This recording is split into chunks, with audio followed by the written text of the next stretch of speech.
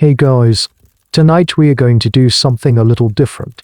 We're going to step into the shoes of someone who lived at the very center of one of history's most powerful empires. Someone who walked the halls of unimaginable luxury and whispered in the ears of kings. But this journey comes with a heavy, heavy price.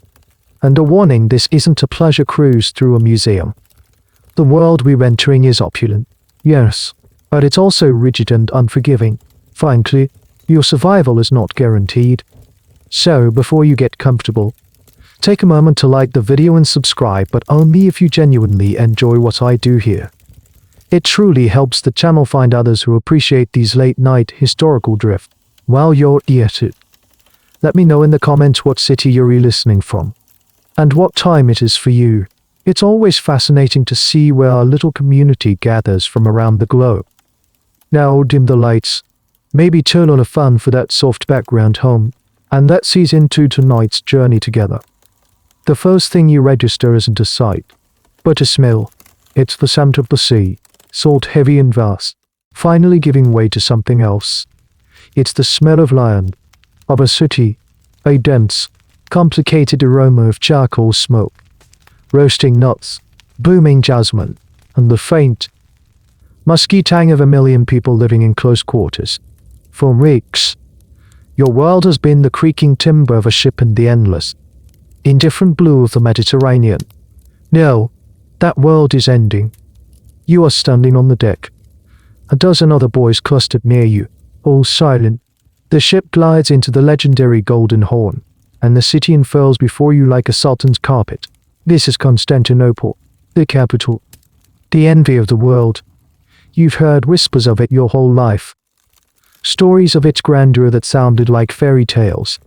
But the reality is overwhelming. Bay skyline, so dense it seems to block out the sun, is pierced by a forest of slender minarets. Domes, vast and grey like the backs of sleeping whales, swell above a chaotic geometry of red tiled roofs. From this distance, you can see the glint of gold on the tip of a spire, the impossible grain of cypress trees clinging to a hillside, and the vibrant, dizzying patterns of ismic tiles on a palace wall you can't even name. The call to prayer begins to echo from a dozen different sources at once, a sound that layers and weaves through the air, creating a strange, powerful harmony that vibrates deep in your chest. You are not a guest. You are not a merchant or a diplomat. When the ship docks, there is no welcome. There is only the rough grip of a guard on your arm, pulling you onto a crowded wharf. The noise is a physical blow shouts in a dozen languages you don't understand. The rumble of cart wheels on stone. The braying of donkeys. You are herded, not led, through the labyrinthine streets. You try to keep your footing on the uneven cobblestones, your eyes darting everywhere. You see men in magnificent turbans, women whose faces are hidden behind delicate veils, and a surprising number of dogs, wandering the streets with a calm sense of ownership, an unofficial guild of four-legged residents that everyone seems to accept. This was a strange and defining feature of the city. These strays were a community unto themselves, fed and tolerated by the populace. You are being propelled toward a destination that looms larger and larger with every step to palace. But as you get closer, you realize it's not just one building. It's a city within a city, a sprawling complex of walls, gates, and gardens that seems to stretch on forever. This is the Topkapi Palace, the heart of the Ottoman Empire, the brain in the fist of a power that stretches from the Danube to the Nile. You are exhausted, terrified, and profoundly alone. The life you had before the village, the family, the language, it's all been scoured away. The journey here was a blur of trauma and confusion. A transition so brutal it feels like it happened to someone else. Then now, you are about to begin a new life, one defined by silence, observation, and a sacrifice you are reminded of with every single step. Historians still debate the precise networks that brought boys like you here. Was it primarily through capture in war, particularly in the Caucasus or the Balkans, or was it a more organized, though no less grim, trade route, with merchants acquiring children from impoverished families in places like Ethiopia or Sudan for you? The academic debate is irrelevant.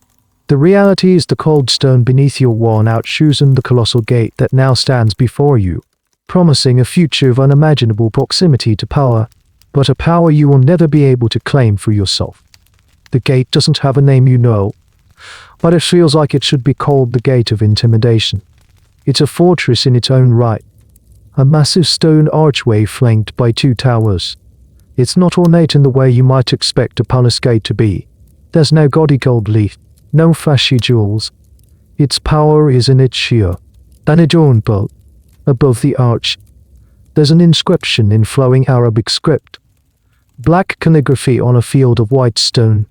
You can read the words, of course, but you don't need to. The message is clear: you are small. The power within is immense. This is the Bab Humayun, the Imperial Gate, and it separates the entire city of Constantinople from the Sultan's world. The guards standing on either side don't even look at you. They are living statues in voluminous trousers and tall, elaborate hats, holding long spears that seem to touch the sky. Their stillness is more unnerving than any threat. It's the stillness of absolute confidence. You and your small, frightened group are less than insects to them, a ripple in the air that will be gone in a moment. As you pass under the deep archway, the world changes. It's like stepping through a portal. The chaotic symphony of the city is instantly muffled, as if a heavy blanket has been thrown over it. The air inside the walls feels different, cleaner, calmer, and 10 degrees cooler in the gate's shadow. You've left the world of ordinary men behind. You emerge into a vast, sprawling courtyard. It's so large you feel exposed, like a lone beetle crawling across a parade ground. This is the first courtyard, also known as the Court of the Janissaries. Giant, ancient plane trees, their leaves rustling in the breeze, offer pools of shade. To your right, you see a striking stone building with a dome, but it's not a mosque. It's an old Byzantine church. The Hagia Irene, now repurposed as the Imperial Armory. A house of gold, now a house of weapons. A perfect, if silent, metaphor for the city's conquest. But as your eyes adjust, you notice something unsettling about the grand gate you just passed through. On either side of the archway, there are small, recessed niches in the stone. They're empty now, thank goodness, but their purpose sends a cold dread trickling down your spine. A boy next to you, who seems to know more than he should, whispers that this is where the heads of executed officials and rebels were displayed. A little warning to anyone entering the palace with bright ideas. It was the Empire's version of a strongly worded memo, a sort of public relations message delivered with chilling efficiency. The sheer scale of this place is baffling. You understand now why they call it a palace city. Historians, centuries from now, will debate the core philosophy behind Topkapi Palace's design. Was it primarily a defensive fortress, a series of concentric walls designed to protect the Sultan from a hostile world, or was it a meticulously designed stage, an architectural performance meant to awe and intimidate every ambassador, petitioner, and servant who entered standing here, in this immense, silent courtyard? You suspect the answer is a firm and resounding both.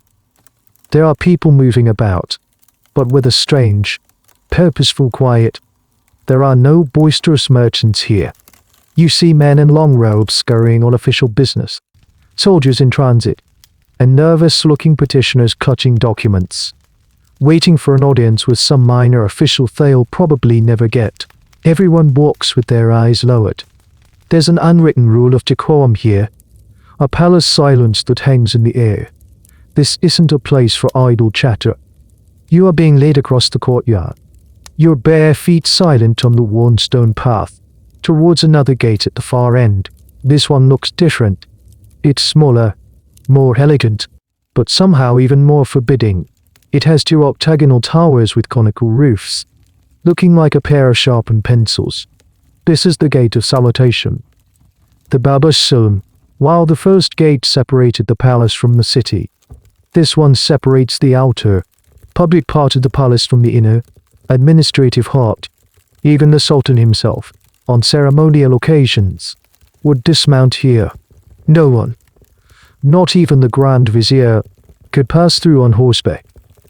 This is where the real filtering happens. The first courtyard was for the masses, for the military, for the public face of the empire. But beyond this next gate lies the divan, the council of state, the treasury, the true machinery of power. In your path, you realize with a sinking feeling, leads directly towards it. You are not a petitioner to be turned away, nor a soldier to be garrisoned. You are something else, something destined for the very deepest, most hidden parts of this stone labyrinth. You pause for a moment, take a breath, and prepare to cross the next threshold. As you pass through the gate of salutation, the world constricts again. The second courtyard is more beautiful, more intimate than the first. The sounds of the city are now just a faint, distant memory, replaced by the gentle rustle of cypress trees and the melodic gurgle of a fountain you can't yet see. The space is still vast, but it's framed by graceful, arcaded porticos and lush gardens. It feels less like a military garrison and more like the cloister of a wealthy, powerful monastery. To your left is the heart of the government, the Imperial Council Hall. The divan. You see high-ranking officials in elaborate, color-coded robes, their importance denoted by the size of their turbans and the richness of their silks. Moving with a gravitas that borders on performance, they are the gears of the empire, meeting to decide matters of state, law, and war. But you notice something strange. High up on the wall of the divan chamber, there's a small, gilded grille, almost like a decorative window. It looks innocuous, a simple architectural flourish, but it's not. It's called the Cos Adl, the Cage of Justice. From behind that screen, the Sultan could secretly listen to the deliberations of his council, his presence unseen and unheard. It was the ultimate micromanagement tool, ensuring his ministers never forgot who was truly in charge. His silence was more potent than any speech. But you are not guided towards the divan. Your little group is steered in the opposite direction, towards the right side of the courtyard. You pass the sprawling palace kitchens, a complex of 10 massive buildings with enormous, conical chimneys. The air here is thick with the smell of roasting lamb, baking bread, and simmering spices. It's a tantalizing aroma that makes your empty stomach ache, a reminder of a life of simple pleasures you're leaving far behind. These kitchens, you'd later learn, fed up to 4,000 people a day, with specific kitchens designated for the Sultan, his mother, the harem, and the palace stove. It was a culinary operation on an industrial scale. And then you see it, tucked away almost discreetly behind the council chambers, is an entrance. It's not a grand gate like the others. It's a modest, almost humble doorway, yet it is more heavily guarded than any place you've seen so far. This is the entrance to the Imperial Harem. The harem, Mayumayun. The word itself hangs in the air, weighted with myth and rumor. In the outside world, it's a name spoken in hushed, speculative tones, a fantasy of forbidden pleasure and exotic beauty. But here, standing before its entrance, you feel none of that. You only feel a profound sense of containment. This is not a gateway to paradise. It is the entrance to a fortress within a fortress, a gilded cage. The guards at this door are different. They are not the stoic, spear-carrying janissaries of the outer gates. They are tall, imposing men, and they are, like you, eunuchs. But they are not like you. They are white eunuchs, captured primarily from the Balkans of the Caucasus, who have served here for years. Their faces are pale and impassive, their eyes missing the spark of youth and replaced with a weary, knowing vigilance. They are the traditional guardians of the harem, the first line of defense. They control all access, all supplies, all information flowing in and out. They are the wardens. You see a lattice wooden carriage being brought to the entrance. Several veiled women, swathed in layers of fine fabric, disembark and quickly disappear inside, their faces and forms completely hidden from view. There is no lingering, no conversation, The transition is swift and silent. This is the carriage gate, and it's the only way the women of the harem enter and leave. You are witnessing the invisible wall in action. It's not just made of stone and mortar, it's woven from protocol, tradition, and the ever-watchful eyes of the guards. Here, a fascinating and often misunderstood historical point arises. The very concept of the harem wasn't just about isolating women, it was about protecting the dynastic line. In a world of constant plots and succession struggles, ensuring the legitimacy of the sultan's heirs was paramount. The harem was, in its most basic function, a highly sophisticated, human-sized bank vault for the Ottoman dynasty's future. The women inside were both its prisoners and its most precious assets. Academics continue to discuss the extent to which the women within the system were victims or agents of their own destiny. Were they powerless pawns, or did they, from within this golden cage, learn to wield a unique and subtle form of power? As you approach the door, a man emerges. He is dressed in fine robes, his face impassive. He is the chief white eunuch, the Topkapi Palace. For centuries, his post was one of immense power. He controlled the palace school, where the empire's future administrators were reigned, and he was the master of the harem's threshold. He examines your group with a cold, appraising eye, like a merchant inspecting livestock. His gaze lingers on you for a moment, and you feel an involuntary shiver. This is your new master. You are about to step over a threshold from which there is no return, into a world ruled not by men, but by women and the men who were made not to be men. Before you can be of any use within these walls, your past has to be fully erased, not just forgotten, but rendered irrelevant. The man who is now your superior, a senior eunuch with a face like a worn leather map, leads you and the other boys away from the harem's main entrance and into a smaller, more secluded part of the palace grounds. It's a quiet, almost forgotten corner, a place for necessary but unseen tasks. You are taken to a bathhouse, not the grand, marble-clad hammam you've heard rumors of, but a simple, functional one. The steam inside is thick and chokingly hot. Dear, you are stripped of the dusty, travel-worn rags you arrived in. They are unceremoniously thrown into a pile to be burned. With them goes the last physical link to your old life. As the hot water and rough cloths scrub away the grime of the journey, you are forced to confront the change that defines your new existence.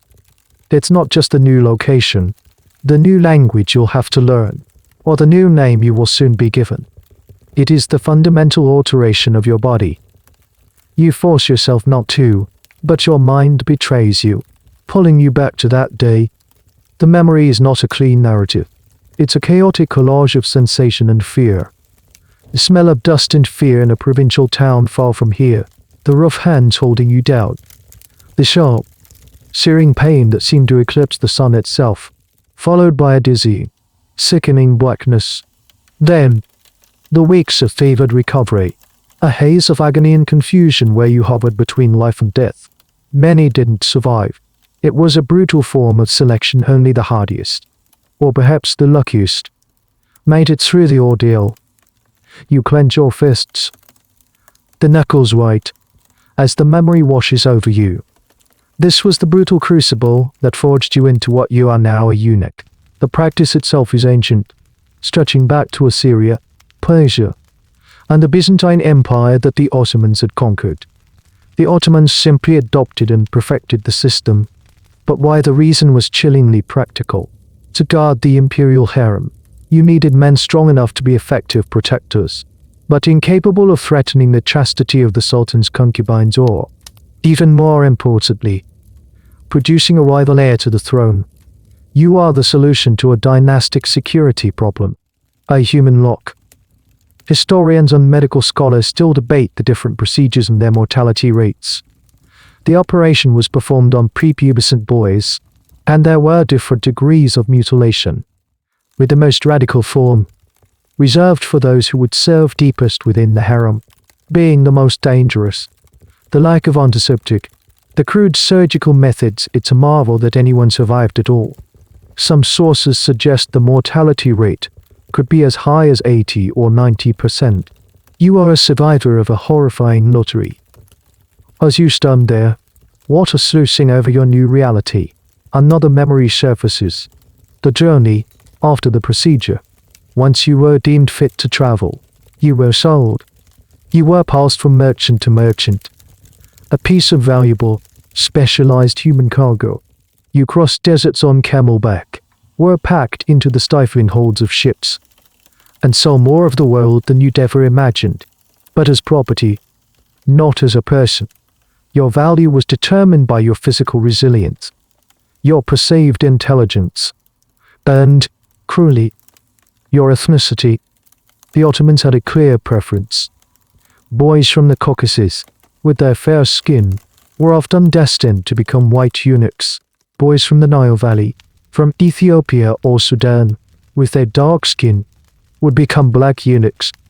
It was a racial hierarchy established for reasons that are still a topic of academic discussion. Was it simply a continuation of existing slave trade routes, or was it a deliberate policy?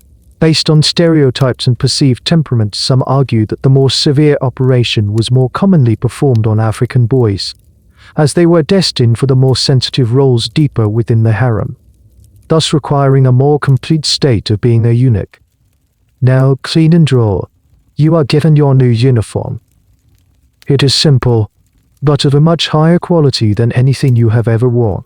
A pair of wide trousers, a simple kaftan, and a sash. You are also given a new name.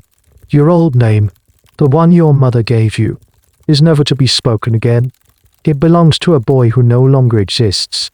Your new name is something simple, floral, or poetic, like sumble hyacinth or gold rose. A name that is beautiful, but also sexless. It's another layer of the unmanning process. Dressed in your new identity, you are finally led back towards the harem. You feel hollowed out, scoured clean of your past. You are a blank slate, ready to be written upon by the complex rules and silent language of this place. The trauma has been endured. The journey is over. Now, the service begins, and as you walk, you feel a strange sense of clarity. The fear is still there, a cold stone in your gut, but it's joined by something else, a grim, nascent sense of purpose. If this is to be your life, you will learn its rules. You will survive. You now stand at the true threshold of the harem, inside the courtyard of the eunuchs. This is your new home, your barracks, and your classroom. It's a relatively small, enclosed space, surrounded by the multi-storied, interconnected buildings that form the eunuchs' living quarters. The architecture is a confusing jumble of additions and renovations built over centuries. A maze of covered walkways, small chambers, and tiled walls. It feels cramped and shadowed compared to the grand, open courtyards of the outer palace. Here, the palace's rigid hierarchy becomes immediately visible, written in skin color. You see at once that the eunuchs are divided into two distinct, and often rival, factions: the white eunuchs and the black eunuchs. The white eunuchs, the Kizlar or Aghas of the gate, have been here longer. They are mostly Circassians, Georgians, or Hungarians, captured in conflicts or purchased from the Caucasus. They carry themselves with an air of arrogant authority. For centuries, they were the undisputed masters of the harem's outer perimeter. They control the main gates, oversee the palace school where the empire's elite administrators are trained, and act as the intermediary between the harem and the world of the divan. They are the palace bureaucrats, the gatekeepers of protocol. You see them speaking in hushed but confident tones, their pale faces impassive. Their leader, the chief white eunuch Agha, was once considered the third most powerful official in the entire empire, a testament to their influence. But as you look around, you notice that the guards stationed at the most sensitive inner doors, the ones leading deeper into the women's quarters, are not white. They are black. This is your group, the black eunuchs, the Kizlar or Aghas of the girls. You have arrived at a pivotal moment in the palace's history. The power of the white eunuchs is waning. and the influence of the black eunuchs is on a dramatic rise. You and the other new arrivals are from East Africa, Ethiopia, Sudan, the Nile Valley. Your journey here was often longer and more perilous. Your physical alteration was, in most cases, more total, a fact that was perversely seen as making you more trustworthy for the intimate inner sanctum of the harem, while the white eunuchs guarded the outer shell. The black eunuchs guarded the core.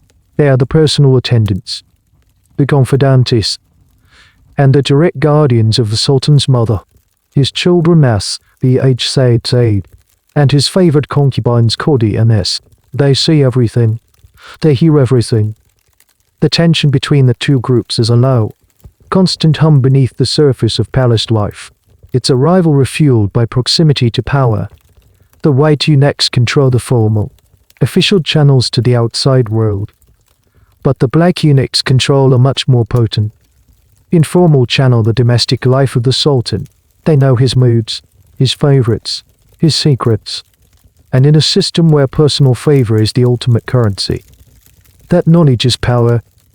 One of the strangest and most debated aspects of this division is the reasoning behind it. Why this specific racial demarcation? Some historians suggest it was a matter of optics and control by using eunuchs from distant, non-Ottoman lands. The risk of them forming local alliances or having familial loyalties was eliminated. They were entirely dependent on the Sultan. The racial element may have been a convenient way to enforce this separation, playing on existing prejudices. A darker theory, one still debated, is that it stemmed from a pseudoscientific belief that men of African origin were considered more docile or less ambitious, and therefore safer, a theory that would be spectacularly proven wrong by the immense power they would come to wield. You are taken under the wing of a senior black eunuch. He is an old man with skin the color of polished ebony and eyes that hold no illusions. His name is Hac Mustafa, the Hac title indicating he has made the pilgrimage to Mecca, a privilege afforded to high-ranking members of his order. He doesn't speak to you with kindness, but with a stark pragmatism. He inspects you not as a boy, but as a new tool. He feels the fabric of your new custom, takes your posture, and looks you straight in the eye. You have no past, he says, his voice a low rasped. You have no family. You have no name but the one we give you. Your eyes and your ears belong to the House of Osman. Your tongue belongs to me. Understand? You nod, your throat too dry to speak. He points to a group of white eunuchs conferring near the main gate. They, he says with a flicker of contempt, guard the stone and the wood. They guard the gates. We, he gestures around at the black eunuchs manning the inner doors, guard the blood. The imperial line, never forget the difference. They talk to the Grand Vizier. We talk to the Valadi Sultan, the Sultan's mother. In that one statement, he has laid out the entire political landscape of your new world. The formal power versus the intimate power, and you are on the side of intimacy. It is a lesson that sinks in deeper than any lecture on law theology could. Your path to influence, if you are to have any, will not be through official decrees, but through whispered secrets in the dead of night. Your education begins the very next day, and it is unlike any schooling you could have ever imagined.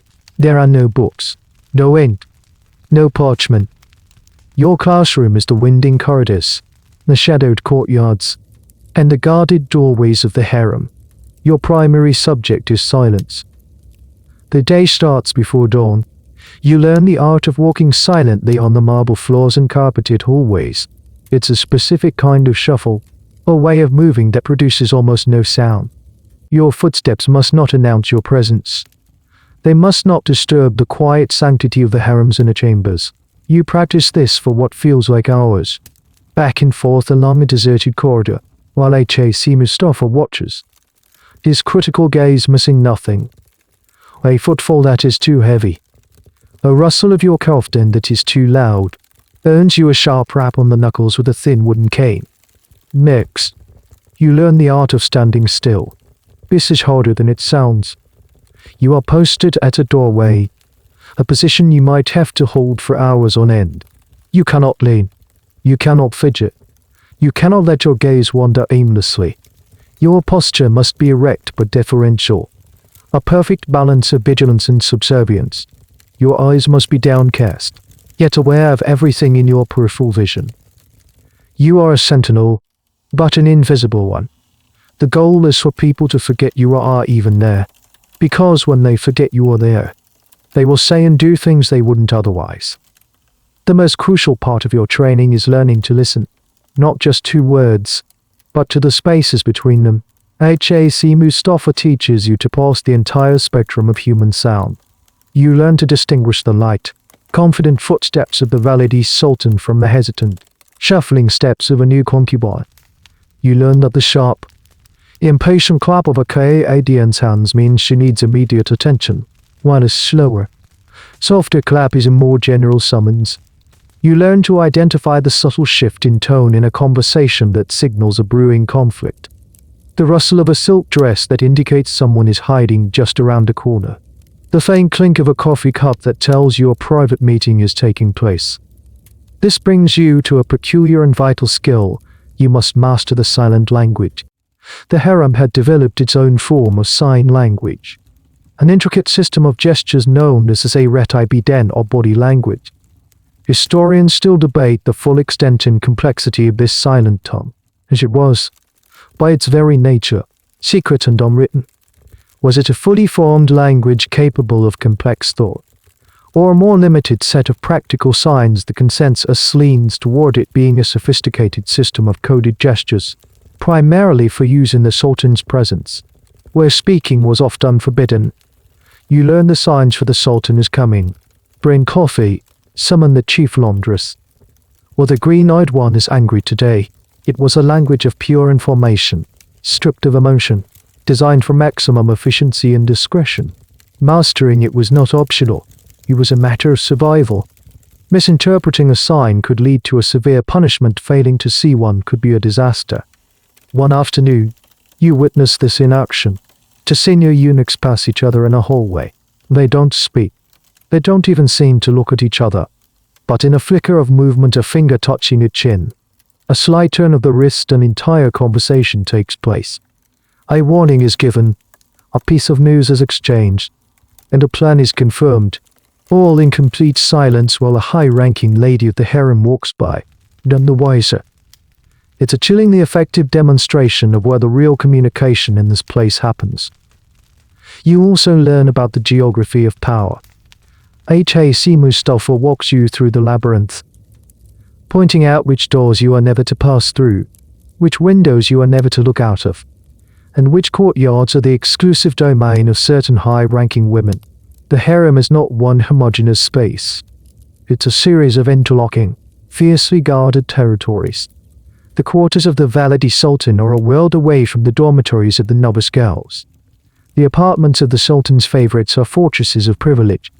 You are learning the map, not of a building, but of a complex, invisible social hierarchy. Your days are long and exhausting. They are filled with observation, memorization, and correction. You learn who is rising in favor, who is falling out, and who is feuding with whom. You are a sponge, soaking up the intricate politics of this sealed world.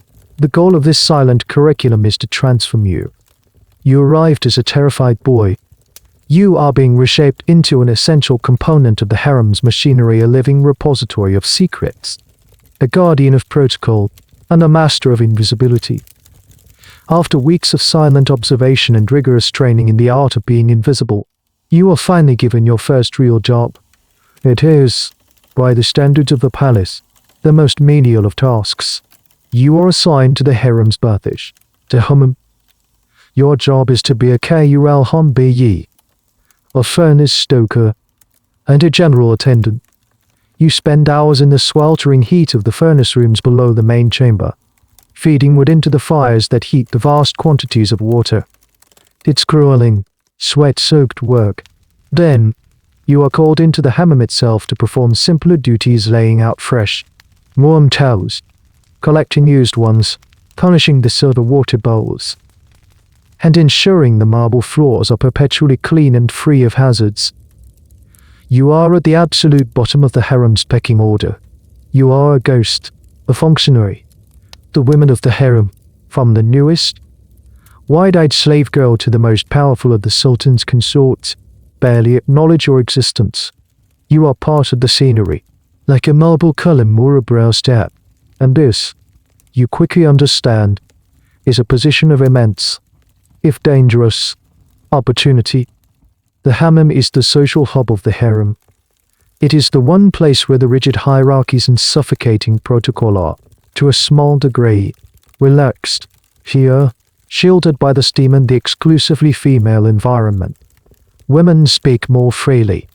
It is a place of gossip, of complaint, of quiet conspiracy.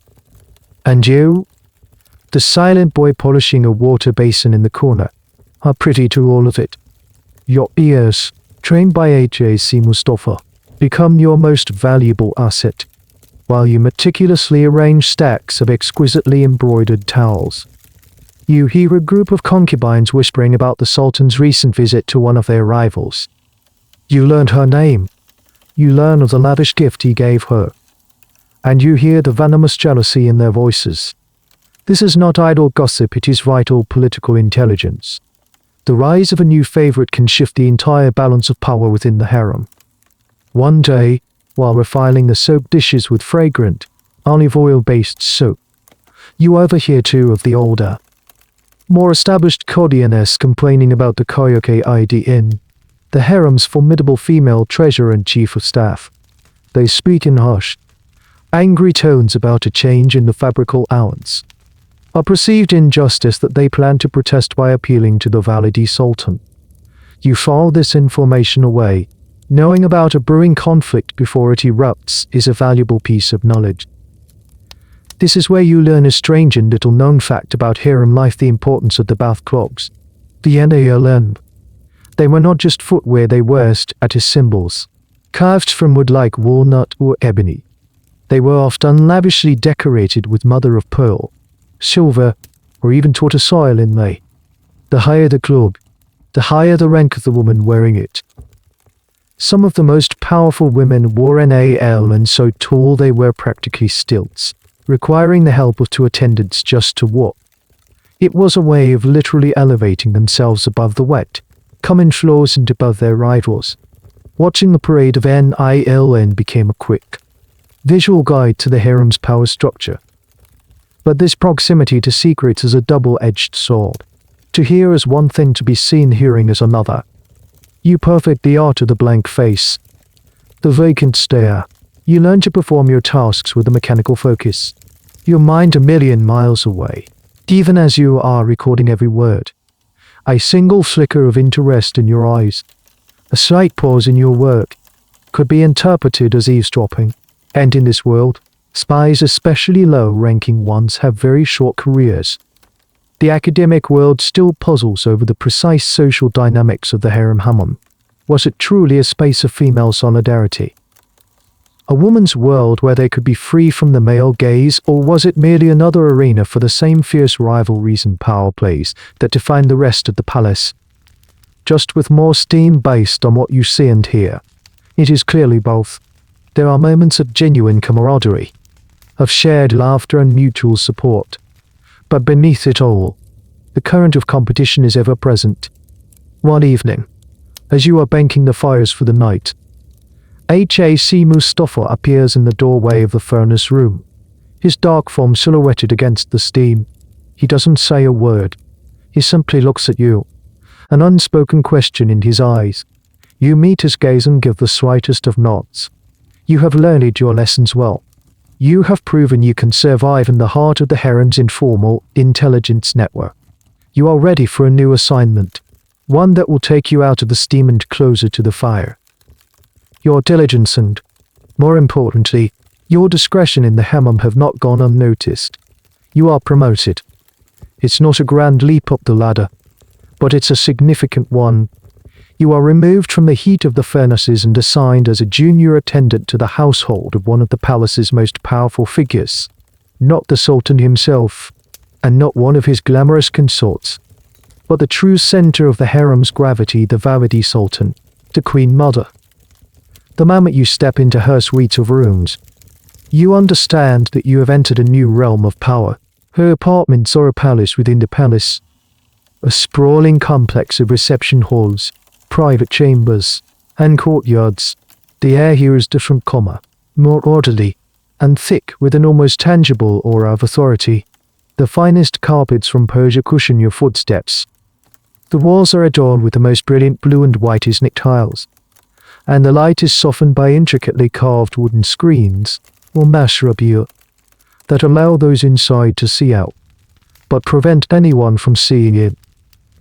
The Valide Sultan is, institutionally, the most powerful woman in the Ottoman Empire. She is the mother of the reigning Sultan, and her role is not merely symbolic. She is a regent, an advisor, a matriarch, and the ultimate manager of the imperial household. Her word is law within the harem, and her influence extends far beyond its walls, deep into the political maneuverings of the divan. This period, particularly from the late 16th to the mid-17th century, would later be known by historians as the Sultanate of Women, a time when a succession of formidable queen mothers and chief consorts wielded extraordinary political power, often because their sons or husbands were too young, too incompetent, or too disinterested to rule effectively. Your job is to be a piece of the machinery that runs her life. You serve coffee. You carry messages sealed and verbal. You stand guard at doors. You are always present, but always in the background. And here, you see the true nature of power in the Ottoman court. It's not about grand pronouncements, it's about access. You watch as the Grand Vizier, the most powerful minister of the empire, a man who commands armies and governs provinces, arrives to consult with the Valide Sultan. He enters her reception chamber with a deference that is startling. Bowing low and speaking in hushed tones, they discuss matters of state. A troublesome governor in Egypt, a new treaty with the Venetians, the appointment of a new admiral, the Valide Sultan, a woman who has never set foot in the council hall, expresses her opinions, which are, in effect, commands. She has her own network of spies and informants throughout the empire, and her political acumen, honed by decades of survival in the harem, is legendary. And who is the sole intermediary for these meetings? Who ushers the Grand Vizier in on doubt, stands guard outside the door, and is the only other person in the antechamber the chief black eunuch, the Kizlar Agha. He is the Valide Sultan's chief of staff, her most trusted advisor, and her co-conspirator. You see them conferring in quiet tones, their relationship one of absolute mutual reliance. She is the source of the power, he is its enforcer, its gatekeeper.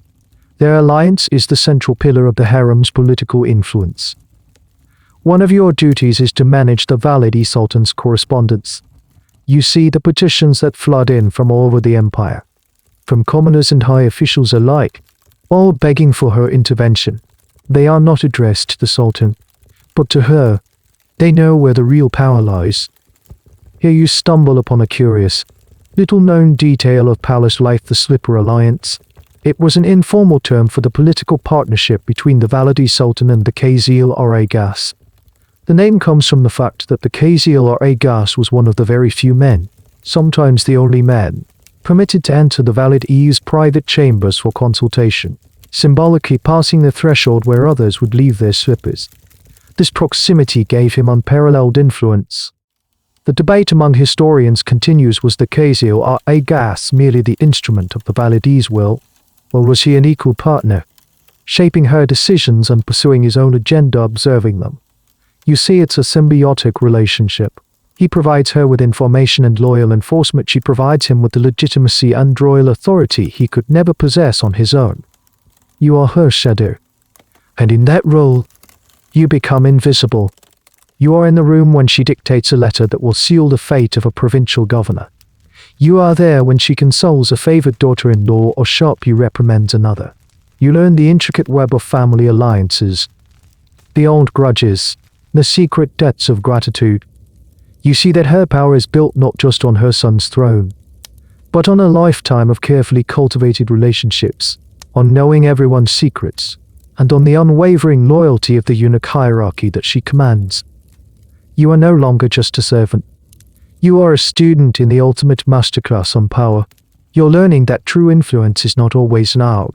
Often, it's a quiet whisper in the right ear, a sealed note passed at the right time, a strategic alliance between a queen who can never leave her palace and a slave who acts as her eyes, her ears, and her will in the world outside. As you grow more accustomed to the rhythms of the Valide Sultan's court, your duties subtly expand. You are no longer just a silent fixture in the grand reception halls.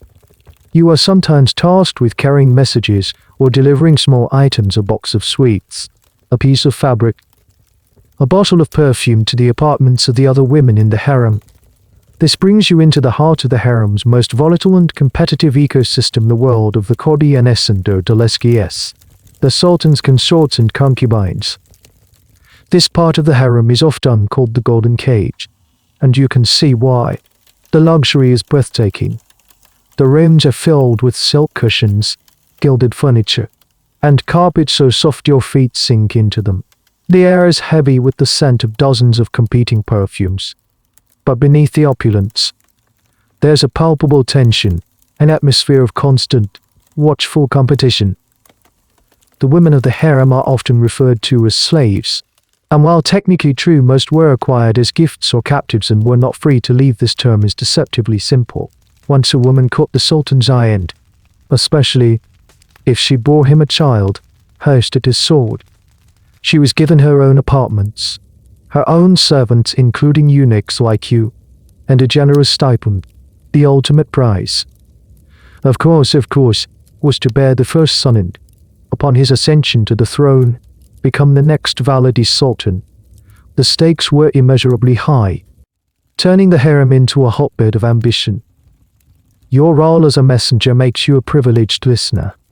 The women, seeing you as a safe, non-threatening presence, a thing rather than a man, often speak freely in front of you. You become a collector of their whispered secrets, their fears, and their schemes. They are the golden canaries of the cage, and you are the one who hears their true songs, not the polished performances they put on for the sultan. One afternoon, you deliver a vial of jasmine oil to the chambers of a beautiful Circassian woman named Alara, one of the sultan's current favorites. She is agitated, pacing her room like a caged leopard. Her chief attendant, an older woman who has been in the harem for decades, is trying to calm her.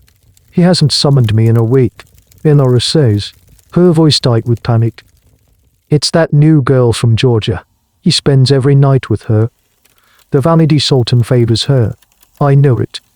You pretend to be absorbed in placing the oil on a low table, but you are committing every word to memory. The sultan's shifting affections are the stock market of the harem. Knowing which stock is rising and which is falling is crucial information. You learn that these women have many tools in their arsenal. Beauty and charm are just the beginning. They form alliances with each other, creating factions of support. They cultivate relationships with powerful eunuchs, sipping them coins or promising future favors in exchange for good words whispered in the right ears. They even dabble in what could be described as psychological warfare. Here you discover a strange and fascinating tidbit of harem lore, the use of love potions and talismans. It was a thriving underground economy. Women would pay exorbitant sums to clandestine figures, often an older, discreet servant woman, for concoctions and charms believed to capture the sultan's affection or, conversely, to bring misfortune upon arrival. These were often harmless herbal mixtures or pieces of paper with prayers written on them. But the belief in their power was real. Historians debate how widespread this practice truly was. Was it a common, accepted part of harem life, a kind of magical arms race, or was it a fringe activity, exaggerated in later accounts from what you witness? The desperation is real enough that many are willing to try anything. You see small, cloth-wrapped objects tucked away in drawers, and you smell strange, unfamiliar herbs being brewed in secluded corners. Your position is one of extreme delicacy. A rival consort, seeing you leave Alara's chambers, might stop you in the hallway. What was her mood today, she might ask, her eyes sharp and probing. Did she seem pleased? Your answer must be a masterpiece of diplomacy. You cannot lie, for that could be discovered, but you cannot betray her confidence, for that would destroy your usefulness. You learn to speak in vague, non-committal terms. The lady seemed occupied with her thoughts today. As always, it's an art form you must master quickly. You are a walking, breathing secret. You know who is pregnant before the official announcement. You know who has received a secret message from an ally in the government. You know whose stipend has been quietly increased and whose has been reduced. You are the unseen thread connecting these disparate, competing worlds. And as you ferry these messages and secrets back and forth, you realize that while the women are the players in this high-stakes game, it is the eunuchs, men like H.A.C. Mustafa. And one day, perhaps, men like you who are the game masters, quietly moving the pieces on the board. As you become a more established presence in the harem's inner sanctum, your relationship with its female inhabitants grows more complex. You are not their friend. You are not their family.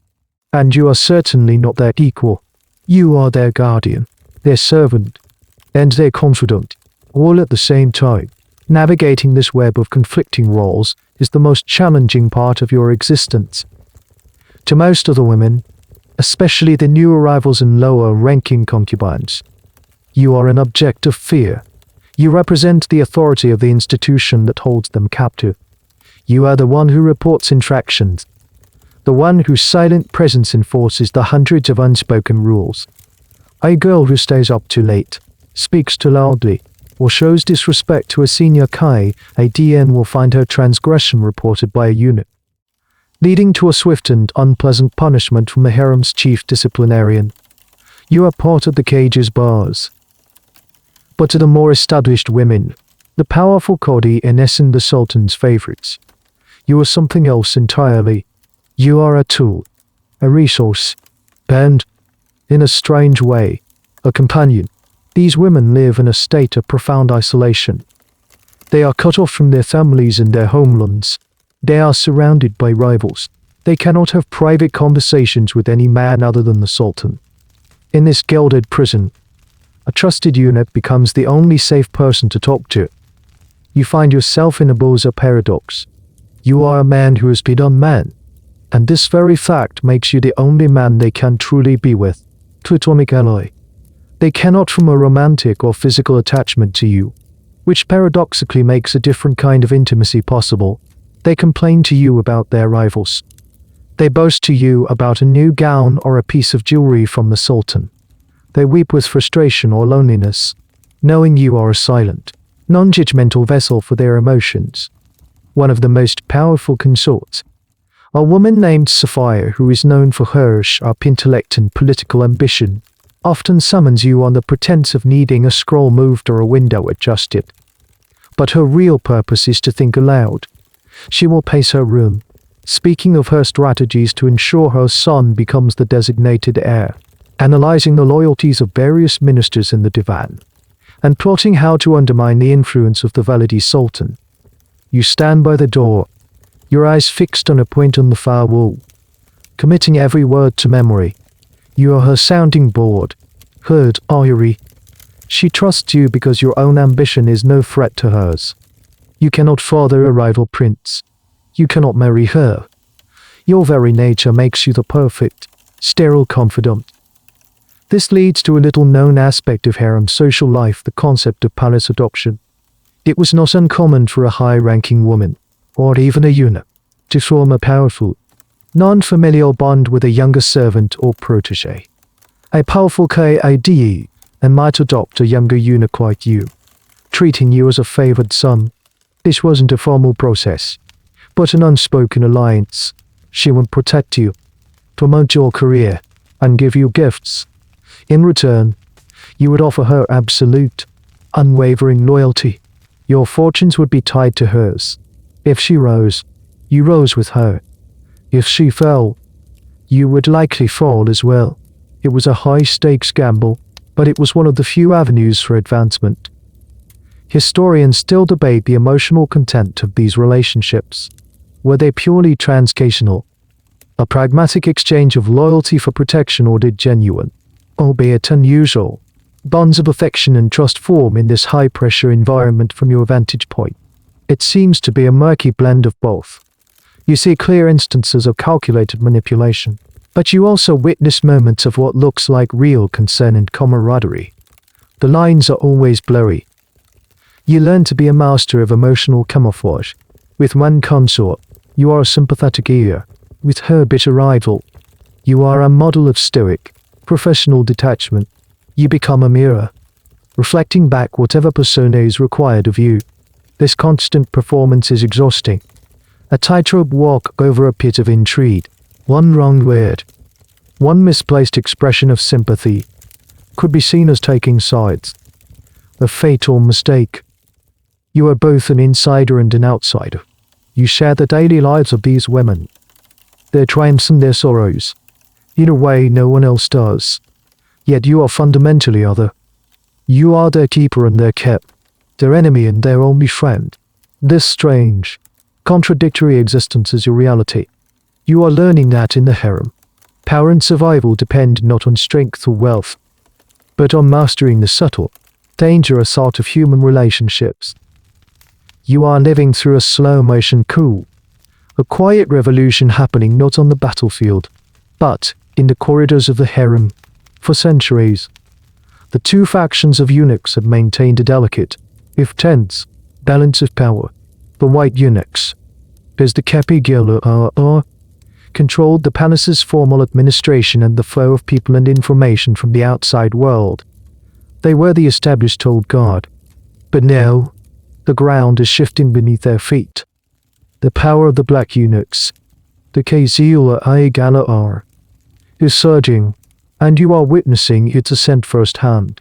The change is driven by a simple, undeniable fact of palace geography and politics proximity.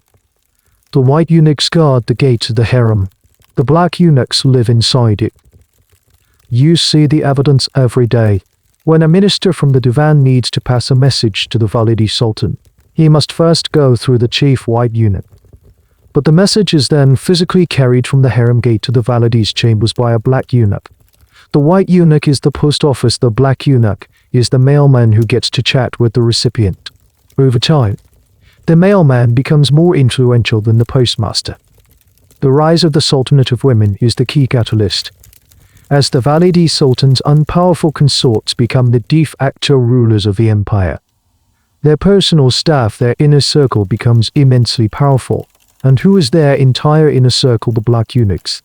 They are the ones present for the intimate, late-night political discussions. They are the ones who know the Validi's true thoughts, not the carefully constructed opinions she presents to the court. You watch as your superior, the chief black eunuch, begins to eclipse his white counterpart in prestige and influence, while the chief white eunuch still manages the palace school, a prestigious but increasingly bureaucratic role. The chief black eunuch is dealing in the currency of real-time political power. He controls the flow of information to and from the women who are actually steering the ship of state. Ambassadors from foreign powers begin to understand this. While protocol dictates they deal with the Grand Vizier, savvy diplomats learn that a gift to the chief black eunuch can be a far more effective way to get a favorable hearing for their cause. This shift in power created a fascinating and bizarre architectural anomaly within the palace itself. For a time, there was a literal wall of separation erected inside the harem to keep the two factions apart, a physical manifestation of their rivalry, but this couldn't last. The black eunuch's strategic position was simply too dominant. Historians still discuss the specific turning point. Many point to the late 16th century, under sultans like Murad II, whose mother, an urban sultan, and later his favorite, Safiya Sultan, wielded enormous power, relying almost exclusively on their black eunuchs as agents and advisors. You experience this shift in your own daily life. Your duties become more important. You are no longer just carrying perfume, you are carrying sealed documents between the Qaid Sultan and her allies in the city. You are tasked with discreetly observing the visitors who come to see the chief white eunuch, and reporting back on who they are and how long they stay. You are becoming a cog in the black eunuch's intelligence network. The rivalry is not always subtle. It manifests in 100 small ways. A sneering look from a white eunuch in a corridor. A misplaced supply order that leaves the white eunuch's quarters without fresh coffee for a day. A rumor deliberately started to discredit a member of the opposing faction. It's a cold war fought with whispers and protocol. One of the most peculiar arenas for this rivalry was in religious duties. Both chief eunuchs held important religious responsibilities and managed vast charitable endowments, or mukfes. Initially, the chief white eunuch oversaw the endowments for the holy cities of Mecca and Medina. But as the black eunuch's power grew, they managed to seize control of this incredibly prestigious and lucrative responsibility. It was a major coup, giving them control over immense wealth and cementing their status as key figures in the empire's religious establishment. You feel the change in your own status. When you first arrived, you were at the bottom of a complex hierarchy. Now, you were part of a rising tide. The other palace staff, the cooks, the scribes, the lower-level administrators begin to treat you and your colleagues with a new level of respect, which is really just thinly veiled fear. They know which way the wind is blowing. They know that a word from you to your superiors could impact their careers. The balance is irrevocably tipped. The white eunuchs are becoming ceremonial figures, guardians of a tradition whose time has passed. The black eunuchs are the new power brokers. They have turned their position as guardians of the weaker sex into the foundation of their own strength. They have proven that in the Topkapi Palace, the person standing closest to the throne or to the throne's mother is the one with the real power. The revolution is almost complete. You have served for years now. The boy who arrived, terrified and mute, is gone, replaced by a young man who moves through the palace's corridors with a quiet confidence. Your loyalty and discretion have been noted. You have been promoted again, this time into the direct service of the most powerful black eunuch of them all, the Kizlar, I guess. The chief black eunuch, the Agha of the girls. To stand in his presence is to understand power in its purest, most concentrated form. He is no longer just your superior, he is the sun around which your entire world orbits. His official title is deceptively modest, suggesting a master of serving girls. The reality is that he is one of the most formidable figures in the entire Ottoman Empire. His name is Hafiz Bey, and he is a mountain of a man, tall and broad, always dressed in immaculate silks of dark, rich colors. His face, which should be a mask of subservience, is instead a canvas of serene, absolute authority. He speaks rarely, and when he does, his voice is a low, calm rumble that commands instant silence. He doesn't need to raise it, the weight of his position does the work for him. His official residence within the harem is opulent, second only to that of the Validi Sultan. He has his own bath, his own kitchens, his own retinue of servants including junior eunuchs like you. To be assigned to his personal staff is a sign of great trust and a pathway to immense opportunity. Your job is to anticipate his every need, to ensure his coffee is always hot and perfectly spiced with cardamom, to see that his robes are laid out, to manage the endless stream of petitioners who come to beg for his favor.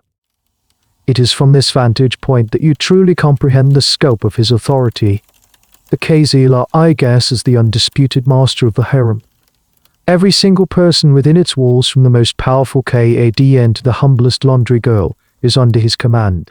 He manages the harem's staggering budget, approves all expenses, and oversees the education and discipline of every resident.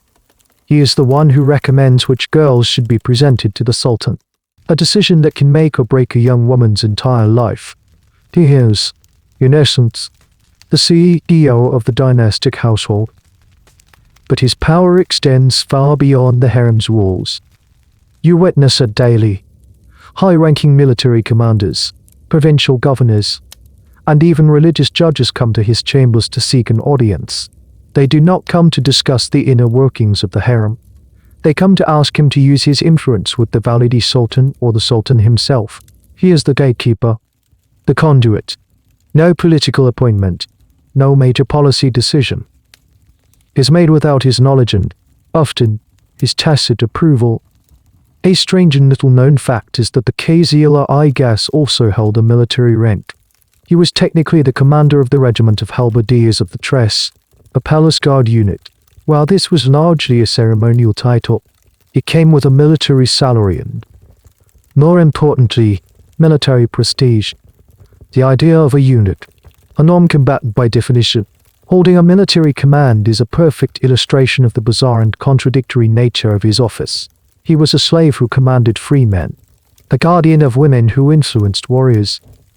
His relationship with the Validi Sultan is the core of his power. You see them together often, in quiet consultation. They are not master and servant. They are partners, co-conspirators in the grand project of running the empire. He is her loyal enforcer, and she is the source of his royal legitimacy. The academic debate about the Kizlar Agha often centers on this question: was he a statesman, or just a corrupt palace intriguer? Was he a stabilizing force, using his unique position to maintain continuity and order, or a parasite on the system, enriching himself and his cronies from what you observe in Hafez Bay? The answer is frustratingly complex. You see him arrange for the distribution of food to the poor of Constantinople from the harem's surplus. You also see him accept a gift of a priceless string of pearls from a pasha who, a week later, is conveniently appointed to a lucrative governorship. He is both a public servant and a master of graft. You learn that his authority is absolute. One day, a junior eunuch, new and foolish, is caught stealing a silver spoon. He is not whipped or imprisoned. Hafez Bey summons him, speaks to him quietly for less than a minute, and dismisses him. The boy is never seen again. There is no trial, no appeal. The Kizlar Agha is the judge, jury, and executioner within his domain. The lesson is terrifyingly clear. His favor is the source of your life and career. His displeasures are silent, instant death sentence. You redouble your efforts, perfect your service, and bury your own thoughts and ambitions so deep they can never be detected. To serve the Agha of the girls is to walk a razor's edge between incredible privilege and sudden oblivion. As you spend more time in the orbit of the Kizlar Agha, the abstract concept of his power solidifies into a concrete, daily reality. You begin to understand his precise place in the imperial pecking order, and it's a revelation that would be unbelievable to anyone outside the palace walls. In the formal, official hierarchy of the Ottoman Empire, the Kizlar Agha was, by the height of his influence in the 17th century, the third most powerful official in the land. This wasn't an informal title whispered in corridors, it was a recognized reality. The hierarchy was clear. First, there was the Sultan, the absolute monarch, the shadow of God on earth.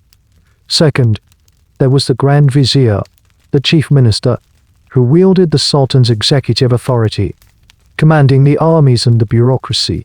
And third, there was the Kizlar Agha. How could a slave, a guardian of women, rank alongside the head of the government? The answer lies in the unique structure of Ottoman power.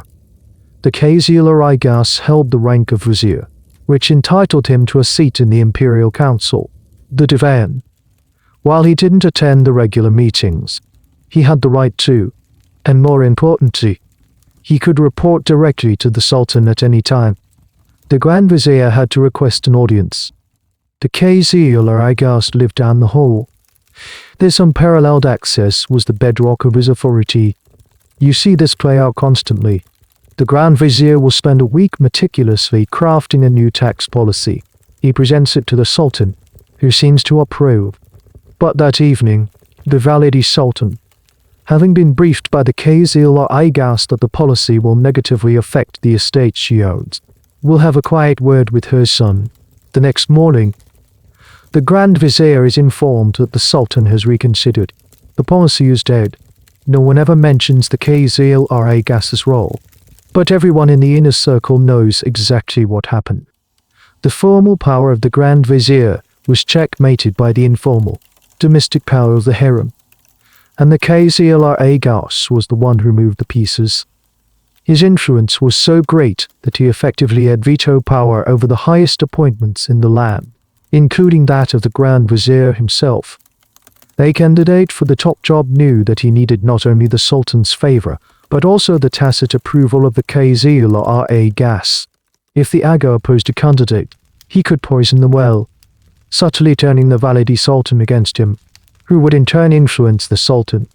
Many aspiring Grand Viziers saw their careers stall because they failed to pay proper respect or offer a large enough gift to the master of the harem, one of the most powerful consorts. A woman named Sophia, who is known for her sharp intellect and political ambition, often summons you on the pretense of needing a scroll moved or a window adjusted. But her real purpose is to think aloud. She will pace her room, speaking of her strategies to ensure her son becomes the designated heir, analyzing the loyalties of various ministers in the divan, and plotting how to undermine the influence of the Valide Sultan. You stand by the door, your eyes fixed on a point on the far wall, committing every word to memory. You are her sounding board, her diary. She trusts you because your own ambition is no threat to hers. You cannot father a rival prince. You cannot marry her. Your very nature makes you the perfect, sterile confidant. Historians have long debated whether this system was a source of stability or corruption. Proponents argue that the Kizlar Agha provided a necessary counterbalance to the power of the Grand Vizier. He represented a different interest group. The imperial family and his influence prevented any one minister from becoming too powerful and threatening the Sultan himself. He was a crucial part of the empire's internal checks and balances. Critics, however, argue that it created a shadow government, a system where official policy could be subverted by backstairs intrigue and bribery. They contend that the Agha's power was often used not for the good of the state, but for the enrichment of himself and his allies. The truth, as you witness it, is that both are true. The system was designed as a check, but it was readily exploited for personal gain. You watch your master, Hafiz Bey, navigate this world with breathtaking skill. He holds a morning audience where he receives petitions. A provincial judge complains about a local governor interfering in his court. Hafiz Bey listens patiently, nods, and promises to look into the matter. Later that day, you see him in a quiet corner of a garden speaking with the Valide Sultan. The next week, the troublesome governor is recalled to the capital to answer questions. The Agha's influences are silent, the invisible river that flows through the palace, shaping the landscape of the entire empire. His power is so absolute that he even has his own intelligence service. The network of eunuchs he commands is not just for managing the harem, it is eyes and ears. Junior eunuchs serving in the households of other great ministers report back to him. He has contacts in every government department. He often knows about a plot or a problem long before the Grand Vizier's official spies do. To be the third man in the empire is to live in a world of immense pressure. You see the toll it takes on Hafiz Bey, the long hours, the constant vigilance, the knowledge that a single misstep could lead to his own ruin. But you also see the deep satisfaction he takes in his own power. He is a slave who can make or break free men. He is a guardian of a cage who holds the keys to the kingdom. One of the most staggering revelations of your service to the Kizlar Agha is discovering the true source of his immense wealth and, in many ways, his moral authority within the empire. It goes far beyond the gifts and back-channel deals you've witnessed. You learn that the chief black eunuch holds one of the most prestigious and financially significant titles in the entire Islamic world, administrator of the Imperial Pious Foundations, the Harem Nasser Fyn. This wasn't just another bureaucratic job. It meant that the Kizlar Agha was responsible for managing the vast charitable endowments, Waqfs, that supported the two holy cities of Mecca and Medina. The scale of this operation is almost impossible to comprehend. Over centuries, sultans, their mothers, and wealthy patrons had donated enormous assets, farms, apartment buildings, markets, mills, and cash into these foundations.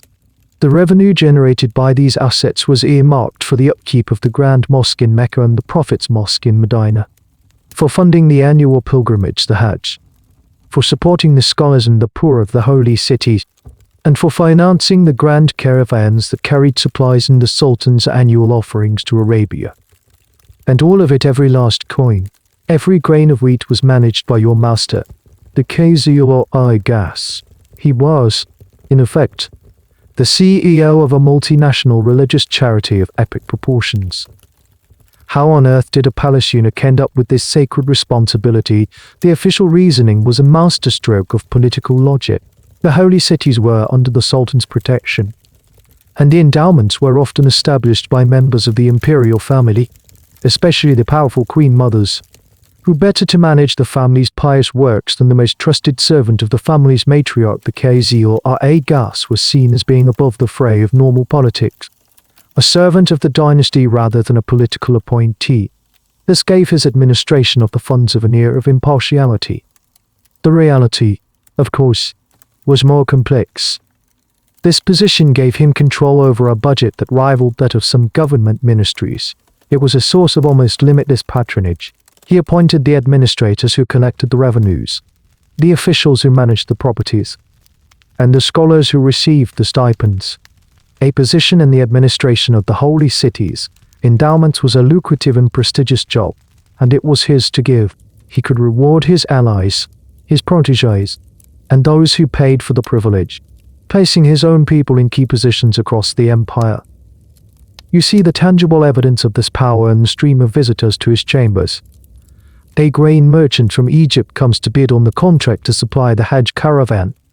An architect presents plans for the restoration of a minaret in Medina, seeking the Agha's approval and funding.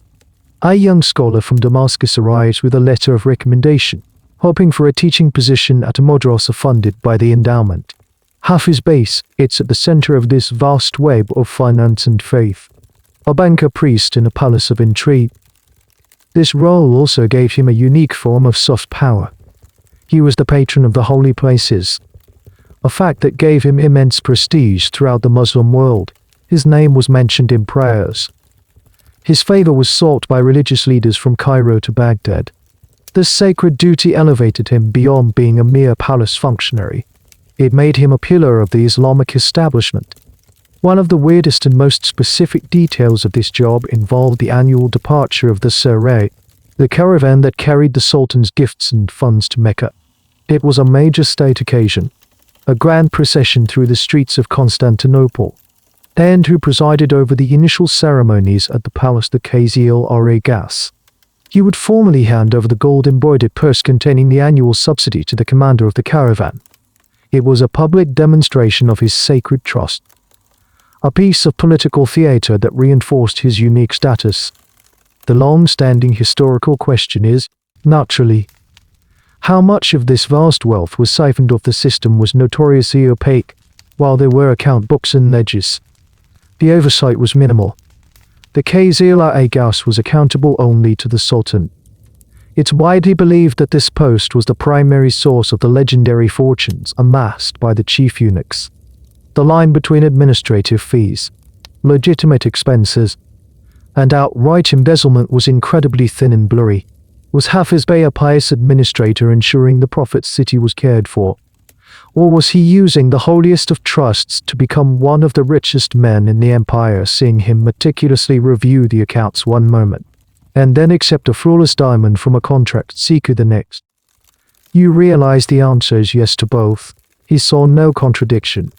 The health of the foundations and his own personal enrichment were two sides of the same powerful coin.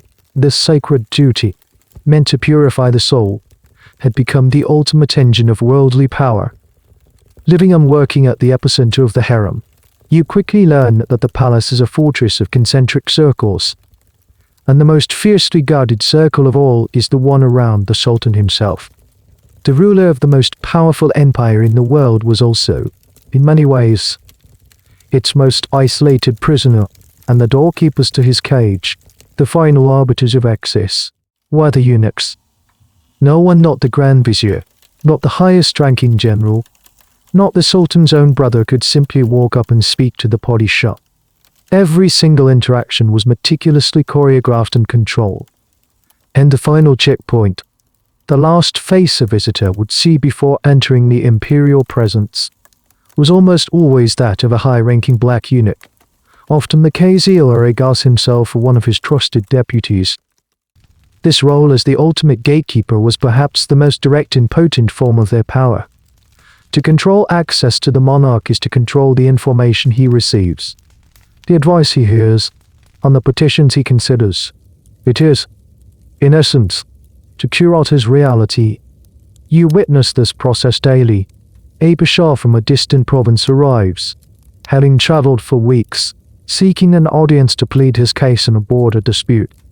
He doesn't go to the Sultan's throne room. He goes to the chambers of the Kizlar Agha. He presents his case there, bowing respectfully, offering a gift, and making his arguments. The Kizlar Agha listens, his face an impassive mask. He might ask a few probing questions. At the end, he will give an uncommittal answer. Your request will be considered. The fate of the pasha now rests entirely in the Agha's hands. If the Agha is pleased, or if the pasha's gift was sufficiently persuasive, he might mention the matter to Valide Sultan, who will then broach it with her son, or he might arrange for the pasha's written petition to be placed on the top of the pile that the Sultan reviews. If the Agha is displeased, or if the pasha's case runs contrary to the Agha's own interests, the petition will disappear. The pasha will wait for weeks, haunting the palace courtyards, before finally realizing that his audience will never be granted. He has been silently vetoed. This system created an almost comical level of paranoia among the empire's elite. Officials knew that their careers depended on the favor of men they officially outranked. They would spend fortunes trying to cultivate relationships with even junior eunuchs, hoping to glean some insight into the Kizlar Agha's mood or to get a good word put in for them. You, in your relatively junior role, find yourself being treated with an unnerving degree of deference by men old enough to be your grandfather, men who command thousands of soldiers. They offer you sweets, ask after your health, and try to draw you into conversation, all in the desperate hope of gaining an edge. A particularly strange and little-known aspect of this was the palace briefing, before a minister or ambassador was granted a rare audience with the Sultan. He would often be briefed by the Kizlar Agha or another senior eunuch. This briefing was ostensibly to review court protocol, how to bow, what phrases to use, what subjects to avoid, but it was also a subtle form of control. The eunuch could steer the conversation, suggesting that the visitor emphasize certain points and gloss over others. The Sultan has been very concerned about the grain harvests lately. The Agha might say, a clear signal to focus on agriculture and not on the military defeats you actually came to report. It was a way of pre-screening and shaping the conversation before it ever happened. The academic debate revolves around the Sultan's own role in this. Were the Sultans willing participants in this system of isolation, preferring to have their reality filtered for them, or were they helpless prisoners of it, unable to break free from the web of protocol spun by their mothers and their eunuchs? The answer likely varies greatly from sultan to sultan. A strong, assertive ruler couldn't override his gatekeepers, but a young, weak, or indolent sultan was often completely at the mercy of the information that his harem household chose to feed him. You see the physical reality of this in the architecture of the privy chamber, the Sultan's personal quarters. The pathways leading to it are a labyrinth of guarded corridors and antechambers. To get to the Sultan, a visitor had to pass through multiple checkpoints, each one manned by a eunuch of increasing rank. It was like a medieval video game, with each level guarded by a more powerful boss. And the final boss was always the Kizlar Agha. He held the key not just to a physical door, but to the monarch's mind. He was the narrow gate through which all imperial business had to pass. One of the most jarring contradictions of your life in the palace is the concept of wealth. You are, by law and definition, a slave. You own nothing. You cannot pass on property to children you will never have. Your life is, in theory, one of service and material poverty. Yet, all around you, you see eunuchs, particularly high-ranking ones like your master, living in a state of opulence that would make a provincial governor blush. The most powerful eunuchs of the Ottoman Empire were, without question, the richest slaves in the world. Their wealth came from a variety of sources, ranging from the officially sanctioned to the deeply corrupt. The first and most straightforward source was their salary. As palace officials, high-ranking eunuchs received a generous daily stipend, paid directly from the imperial treasury. This alone was enough to live very comfortably, but the salary was a mere drop in the ocean. The real money came from their unrivaled position as gatekeepers and influence brokers. The primary engine of this wealth was the system of pishkesh, or gifts. It was an unwritten but universally understood rule that anyone seeking a favor from a powerful official was expected to present a gift. And since the Kizlar Agha was the gatekeeper to the most powerful people in the empire, the gifts that flowed his way were astronomical. You see it happen every day. A merchant seeking a lucrative government contract doesn't just present a petition, he presents it along with a rare Chinese porcelain vase. A military officer hoping for a promotion arrives with a perfectly matched pair of Arabian horses. A diplomat from Venice, seeking a trade concession, brings a casket of flawless Venetian glass. These weren't considered bribes in the modern sense, they were a deeply ingrained part of the political culture, a necessary lubricant for the machinery of state. Your master, Hafiz Bey, accepts these gifts with a serene grace. As if they are his natural due, they are stored in special storerooms in his quarters, a vast and growing treasure trove of art, jewels, silks, and precious metals. Another major source of income was their control over appointments, a practice known as iltizam. Many positions within the harem and the vast religious endowments they managed were effectively for sale. A person would buy a post, paying a hefty sum to the Kizlar Agha.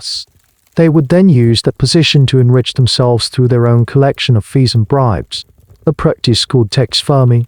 It was a multi-level system of institutionalized graft, and the Kizlar Agha sat at the very top of the pyramid. This is where you encounter a particularly weird but ingenious financial instrument, the life-term farm or Mutilated. Instead of selling an office for a short term, the palace began to sell the revenue-collecting rights for life. This provided a huge, immediate cash injection for the state or for the official selling it, and gave the buyer a long-term investment.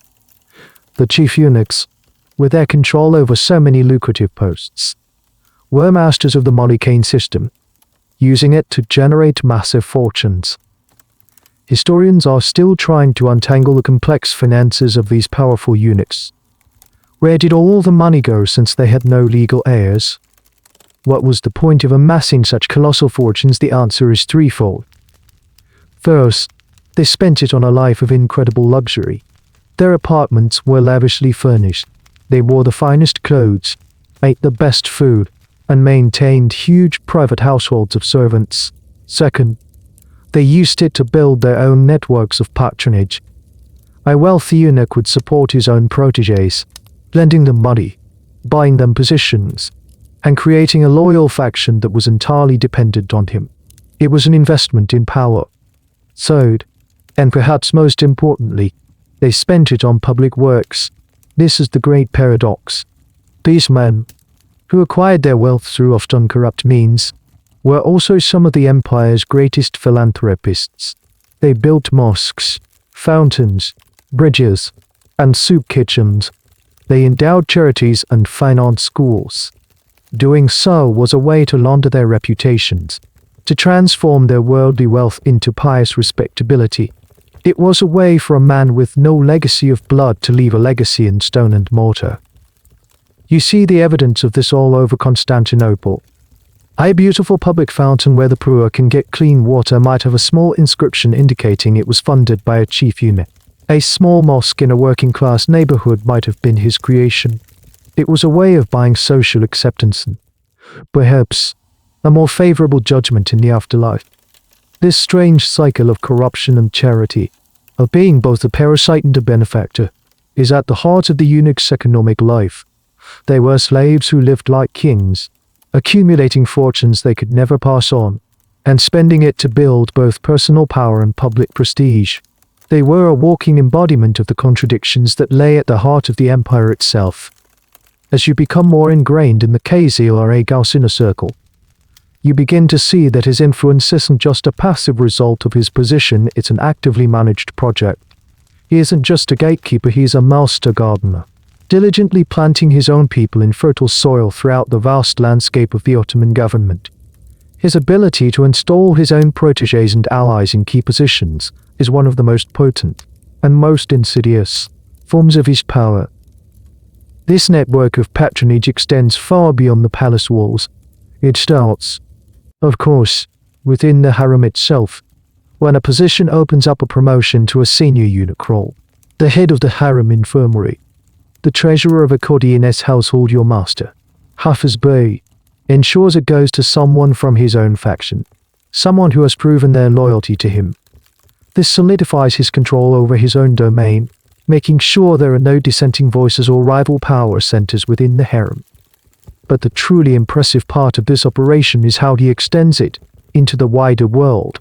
The primary vehicle for this is his control over the palace school and his influence over the religious endowments. While the chief white eunuch technically still managed the school, the Kizlar Agha's recommendation carried immense weight.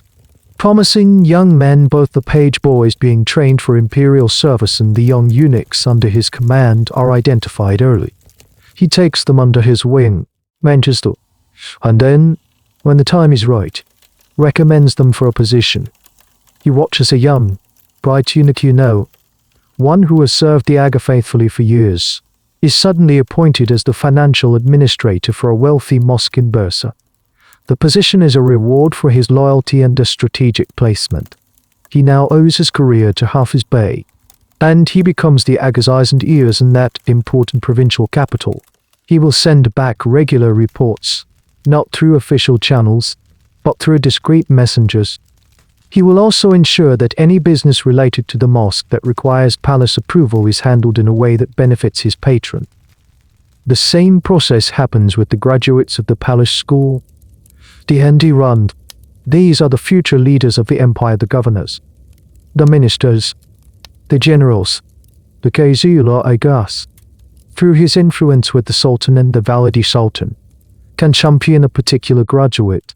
He can suggest that a certain promising young man would be perfect as the deputy to the governor of Syria, or as a junior treasurer in the divan.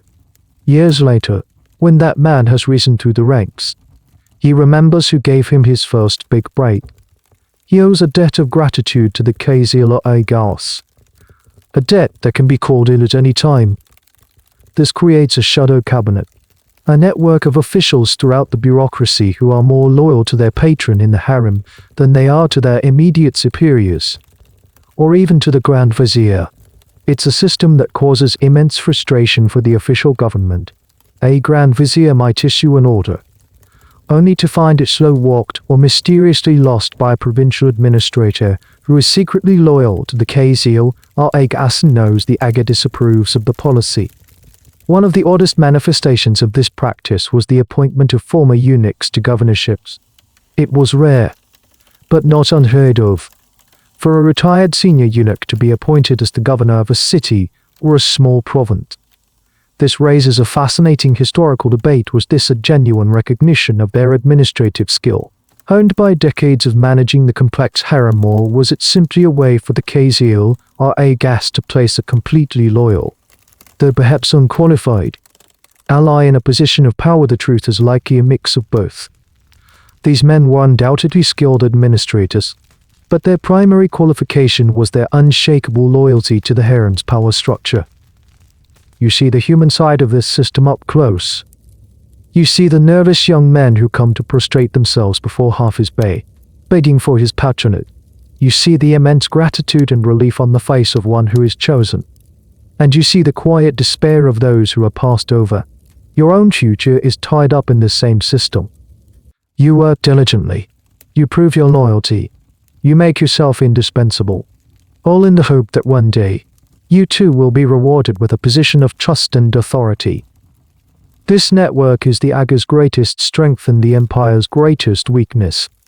It ensures his influence is felt in every corner of the realm, but it also prioritizes personal loyalty over merit, creating a government riddled with cronyism. It is a system built not on laws or institutions, but on personal relationships and secret debts.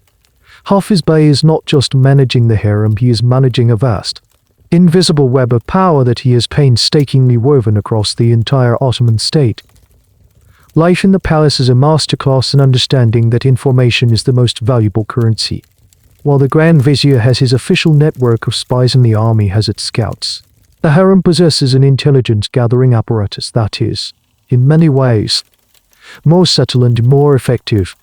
It is a network built on whispers, gossip, and the unique social connections of its inhabitants. And you, as a trusted eunuch, are now an integral part of it. The power of this network is demonstrated to you in a terrifyingly real way one spring. A low murmur of discontent has been rippling through the city's coffeehouses and markets. The Janissaries, the elite infantry corps of the empire, are restless, their pay is in arrears, and a recent, unpopular military campaign has soured their mood. The Grand Vizier is aware of their grumbling, but he dismisses it as the usual complaints of soldiers. He relies on his official reports, which are filtered through a chain of command where every officer has an incentive to downplay bad news. But the harem hears something different. The laundry women who come and go from the palace have brothers and husbands in the Janissary barracks. They hear the raw, unfiltered anger. The merchants who supply the harem with silks and spices have shops in the bazaar, where disgruntled soldiers gather. They hear the seditious jokes and the dark threats. The women of the harem themselves, through their own family connections or their network of servants, pick up on the change in the city's mood. All of this disparate information, this street-level intelligence, flows into the harem and funnels upward. A servant girl mentions a worrying conversation to her mistress.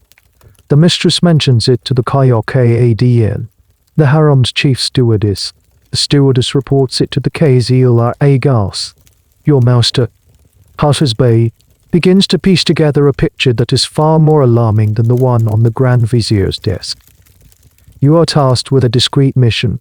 Hafiz Bey sends you, dressed in the simple clothes of a clerk, to a specific coffeehouse near the Suleiman Iwai Mosque.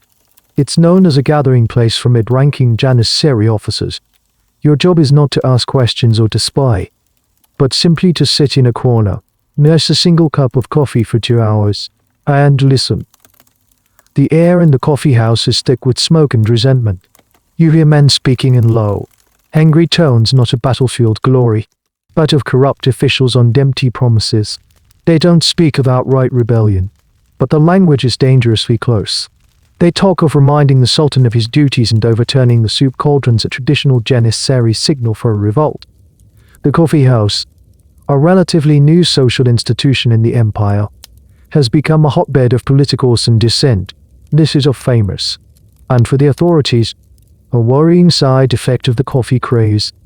They were hubs of news, rumor, and sometimes sedition. You return to the palace, your heart pounding, and report every word you heard directly to Hafiz Bey. He listens without expression, his stapled fingers the only sign of his concentration. He has received similar reports from 2 other eunuchs sent to different parts of the city. He now has a detailed, ground-level understanding of a brewing conspiracy. While the Grand Vizier is assuring the Sultan that the situation is under control, the Kizlar Agha goes to the Validi Sultan. He lays out the evidence, not official reports, but the direct, angry words of the soldiers themselves. The Validi, trusting her Agha's intelligence network over her son's chief minister, immediately takes the threat seriously. She speaks to the Sultan, not with filtered summaries, but with the raw data of a potential mutiny. The result is swift. Before the conspirators can act, the Sultan makes a surprise appearance at the Janissary barracks. He announces the immediate payment of their back wages from his personal treasury and, in a masterful stroke, dismisses the unpopular commander they all despised, replacing him with a respected veteran. The plot dissolves. The crisis is averted. The Grand Vizier is left looking foolish and out of touch. The historical debate on this topic is fascinating. Did the harem's intelligence network act as a vital early warning system, protecting the throne from the incompetence of the formal government, or did it sometimes create its own crises? exaggerating threats or fabricating plots to undermine a rival. Like the Grand Vizier, it's possible both were true at different times. In this case, however, you have seen the truth. The harem's informal, people-centric intelligence gathering succeeded where the formal, bureaucratic system failed. It was a victory for the whispers of the coffee house over the official reports of the divan, all orchestrated by the silent master of the harem. Your worldview, already warped by years in the palace, is about to be completely upended. You have come to understand the Kizlar Agha as a spymaster, a political operator, a financial genius, and a kingmaker, but you would never have imagined him, or any eunuch, as a military commander. The very idea is a contradiction in terms.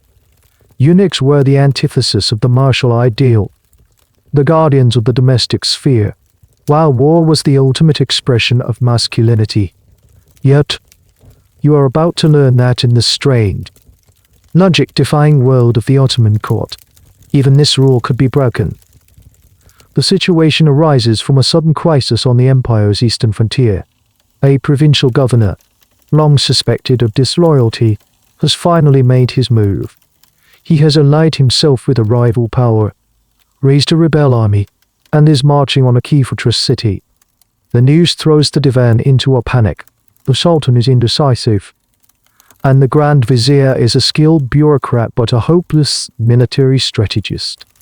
The regular army is engaged elsewhere, and assembling a new force will take weeks' time they do not have. It is in this moment of crisis that the Valide Sultan, advised by your master, Hafiz Bey, proposes a shocking solution. Hafiz Bey himself will lead a force to deal with the rebellion. The suggestion is met with stunned silence, then with ridicule from the military commanders in the council. A eunuch leading an army, it's an insult to every soldier in the empire. But the Valide Sultan is adamant. She argues that this is not a foreign war, it is a domestic rebellion, an act of treason against the imperial household. And who is the ultimate guardian of the imperial household? The Kizlar Agha household. Furthermore, the core of the force will be composed of various palace guard regiments, including the halberdiers that the Agha technically already commands. He is their commander, and they are fiercely loyal to the palace, not to the regular army command. The Sultan, heavily influenced by his mother and accustomed to relying on Hafiz Bey's competence, agrees. The decision sends shockwaves through the court. The Grand Vizier is humiliated. The generals are furious, but the decree is made. Hafiz Bey, the Agha of the girls, is given the rank of Seda, or Commander-in-Chief, for this specific mission. You watch, astonished, as your master transforms. He sheds his fine silk robes and dons a magnificent suit of ceremonial armor over his kaftan. A jeweled scimitar is strapped to his waist. He looks less like a warrior and more like a terrifying idol, a symbol of the Sultan's wrath. He doesn't pretend to be a seasoned general. His genius lies in organization and loyalty, not tactics. He delegates the underground battlefield decisions to experienced subordinate officers whom he trusts, men who owe their careers to him. His role is to be the embodiment of the Sultan's authority, to ensure the army's absolute loyalty, and to manage the crippling complex logistics of the campaign, a skill he has perfected by managing the Hajj caravan for years. This is not a unique event in Ottoman history, though it was exceptionally rare.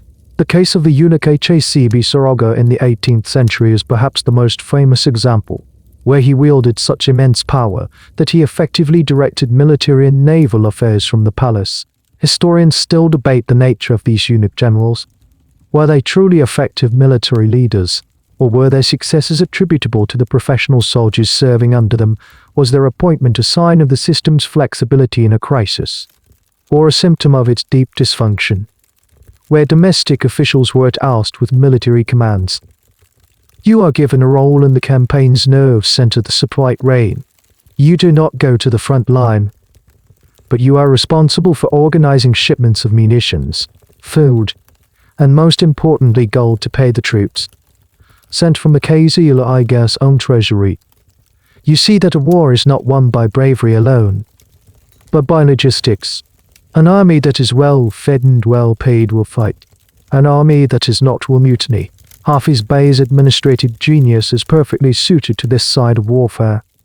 The campaign is swift and brutal. The rebel governor, expecting to face a ponderous and divided imperial army, is caught off guard by the speed and decisiveness of the palace force. Hafiz Bey uses his vast wealth to ensure the loyalty of local tribes, buying intelligence and passage for his troops. The rebel army, faced with a force that carries the unshakable aura of the Sultan's personal household, begins to melt away. The rebellion is crushed in a matter of weeks. Hafiz Bey returns to Constantinople, not as a conquering hero in the traditional sense, but his prestige has reached unimaginable heights. He has proven that his power is not confined to the perfumed corridors of the harem. He has shown that he can project the Sultan's will onto the battlefield itself. He has stepped out of the shadows and demonstrated, in the most public way possible, that he is not just the guardian of the Sultan's women, but a guardian of the throne itself. The idea of a eunuch general is no longer a joke. It is a terrifying reality that solidifies his position as one of the most powerful and feared men in the empire. You are now living in the golden age of your order, the era that future historians will call the Sultanate of Women. Cardinale. Our Sultanate is in full swing, and it is, by extension, the Sultanate of the Eunuchs. The two are inseparable, a political double helix that defines the empire.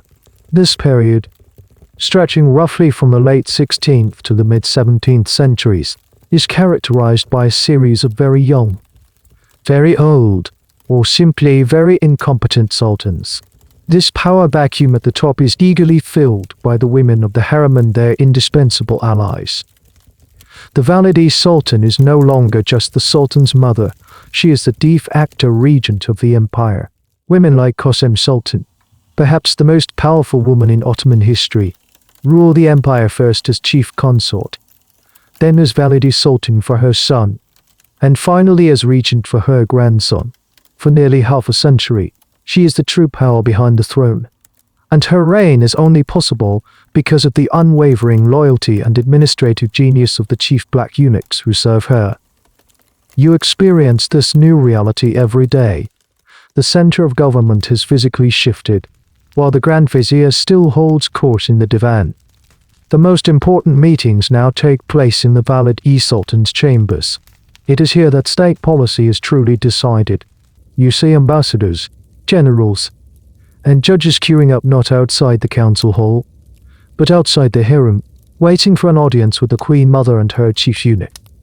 The alliance is symbiotic. The Valide Sultan provides the legitimacy. She is of the House of Osman, the mother of the Padishah. Her word carries the weight of the dynasty. The Kizlar Agha provides the mechanism. He runs the intelligence network, manages the finances, controls the bureaucracy of the palace, and enforces her will. She is the brain, he is the nervous system, extending her influence into every corner of the state. This partnership reaches its zenith in this era. The Kizlar Agha is no longer just the third man in the empire at times. His practical influence eclipses even that of the Grand Vizier. You witness a famous confrontation between your master, Hafiz Bey, and the current Grand Vizier over the appointment of a new admiral for the fleet. The Grand Vizier has his candidate, a seasoned sailor, but Hafiz Bey, on behalf of the Valide Sultan, has his own a man who has proven his loyalty and paid a hefty sum for the privilege. The two men have a heated, though still formally polite, argument in an antechamber. In the end, it is the Grand Vizier who has to back down. The Kizlar Agha's candidate gets the job. The harem's choice outweighs the government's. A strange and little-known byproduct of this era is the rise of the eunuch vizier. While your master's military command was a temporary, extraordinary measure, it became more common during this period for the Kizlar Agha to be granted the permanent rank and title of vizier, complete with the horsetail, a traditional symbol of high rank. This was a formal recognition of the power he already wielded. It blurred the lines between the domestic household of the Sultan and the official government of the empire in a way that was previously unimaginable. The historical debate around the Sultanate of Women is intense and ongoing. For centuries, traditionalist historians, often with a misogynistic bias, portrayed this era as a period of decline and corruption. They argued that these petticoat governments, run by women and eunuchs who had no business in statecraft, weakened the empire and led to military defeats and instability. They saw it as a perversion of the natural order.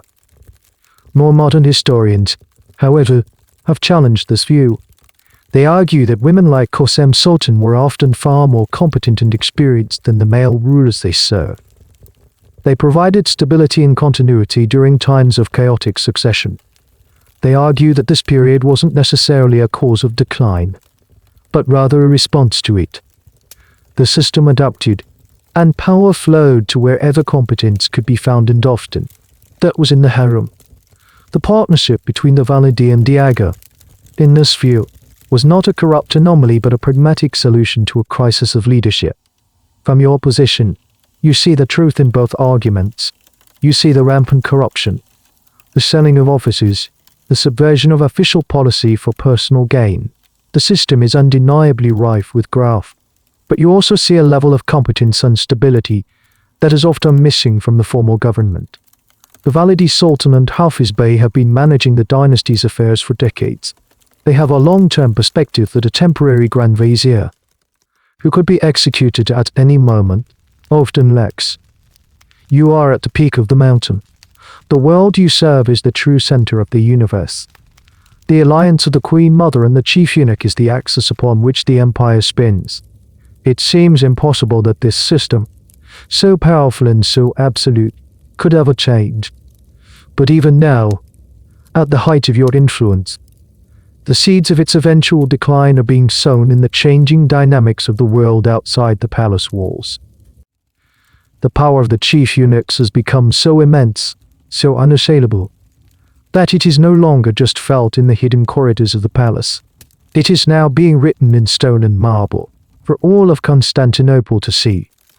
The greatest ambition of any powerful man in the empire, be he a Grand Vizier or a Sultan, was to sponsor a grand building project, an imperial mosque complex, a Kullu. It was a declaration of piety, tower, and legacy. And now, you are watching your master do the same. In a move that would have been unthinkable a century earlier, a reigning Kizlar Agha has begun construction on his own grand mosque. Not a small, neighborhood place of worship, but a significant, architecturally ambitious building in a prominent location. It is a stunning public statement. A slave is building a monument that rivals those of his masters. You are involved in the project. Of course, you help review the architect's plans. You liaise with the master builders, and you help manage the flow of funds from the Agha's personal treasury and the religious endowments he controls. The project is a perfect microcosm of his power. The land was acquired through his political influence. The funds are a mixture of his personal wealth gained through gifts and his control of the holy city charities. And the workers are paid with a punctuality that even the Sultan's projects sometimes lack. The mosque he is building is a masterpiece of classical Ottoman architecture. It has a grand central dome, elegant semi-domes, and a forest of slender minarets. Inside, the walls are being covered with the finest Islamic tiles, and the calligraphy is being designed by the most famous masters of the age. It is, in every way, a royal project, except it is not being built by royalty. This practice, of powerful eunuchs sponsoring major architectural works, became a notable feature of this era. The Mosque of Hcb Saruga, built in the 18th century near the Topkapi Palace, is a real-life example of this phenomenon. These buildings stand today as a physical testament to the wealth and influence these men achieved. They are a permanent footprint left by men who were supposed to leave no legacy. As you walk through the bustling construction site, watching blocks of white marble being hoisted into place, you overhear the whispers of the city's inhabitants.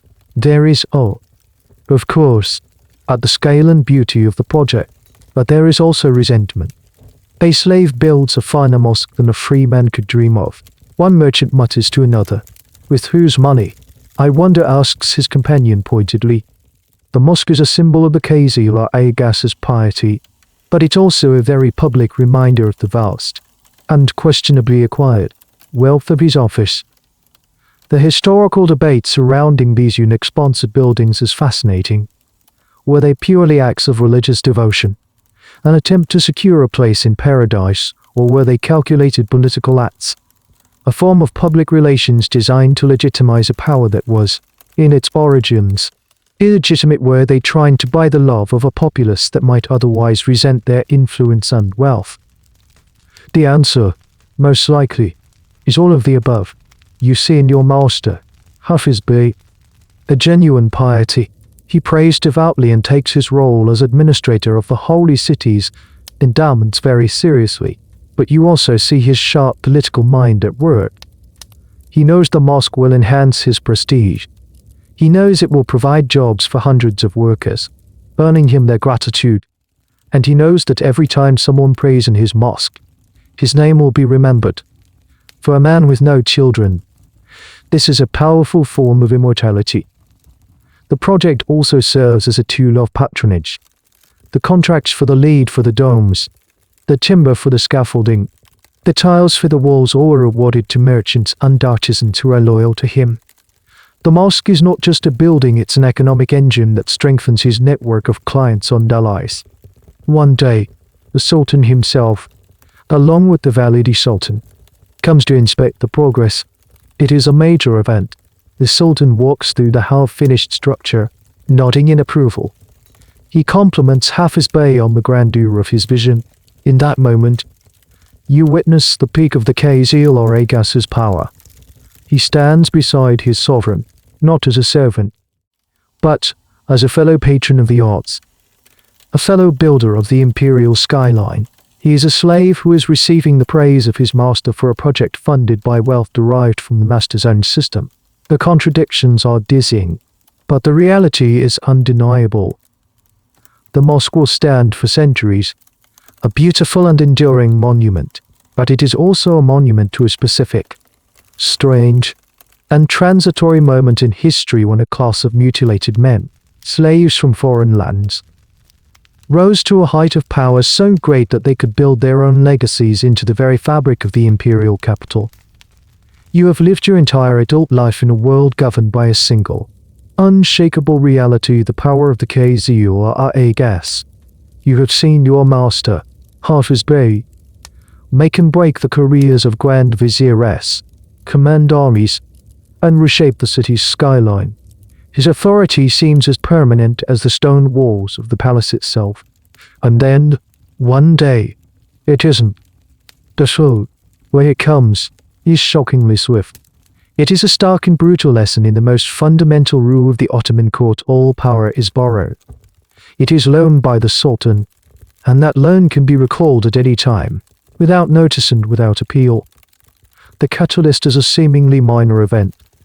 A new favorite has captured the Sultan's attention, a young, ambitious consort who is not allied with the aging Valide Sultan. This new favorite sees the Valide and her chief eunuch, Hafiz Bey, not as pillars of the state, but as obstacles to her own rise. She begins a subtle but relentless campaign against them, dripping poison into the Sultan's ear day after day. She complains that Hafiz Bey is arrogant, that he oversteps his authority. She whispers that he and the Valide Sultan are the real rulers, and that the Sultan himself is merely their puppet. At the same time, a new Grand Vizier has been appointed.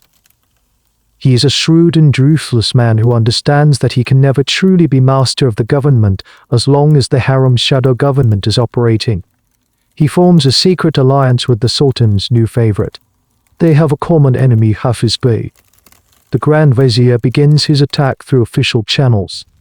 He launches an investigation into the finances of the holy city endowments, uncovering evidence of irregularities and mismanagement charges that could be leveled against any Kizlar Agha at any time. Given the nature of the system, he presents his findings to the Sultan, carefully framing them not as an attack on the Valide Sultan's trusted servant, but as a necessary reform to protect the empire's pious foundations. You see the change in Hafiz Bey immediately. The serene confidence in his eyes is replaced by a flicker of weariness, of concern. The stream of petitioners to his door begins to thin. As ambitious men sense the shifting political winds, he still has the support of the Valide Sultan.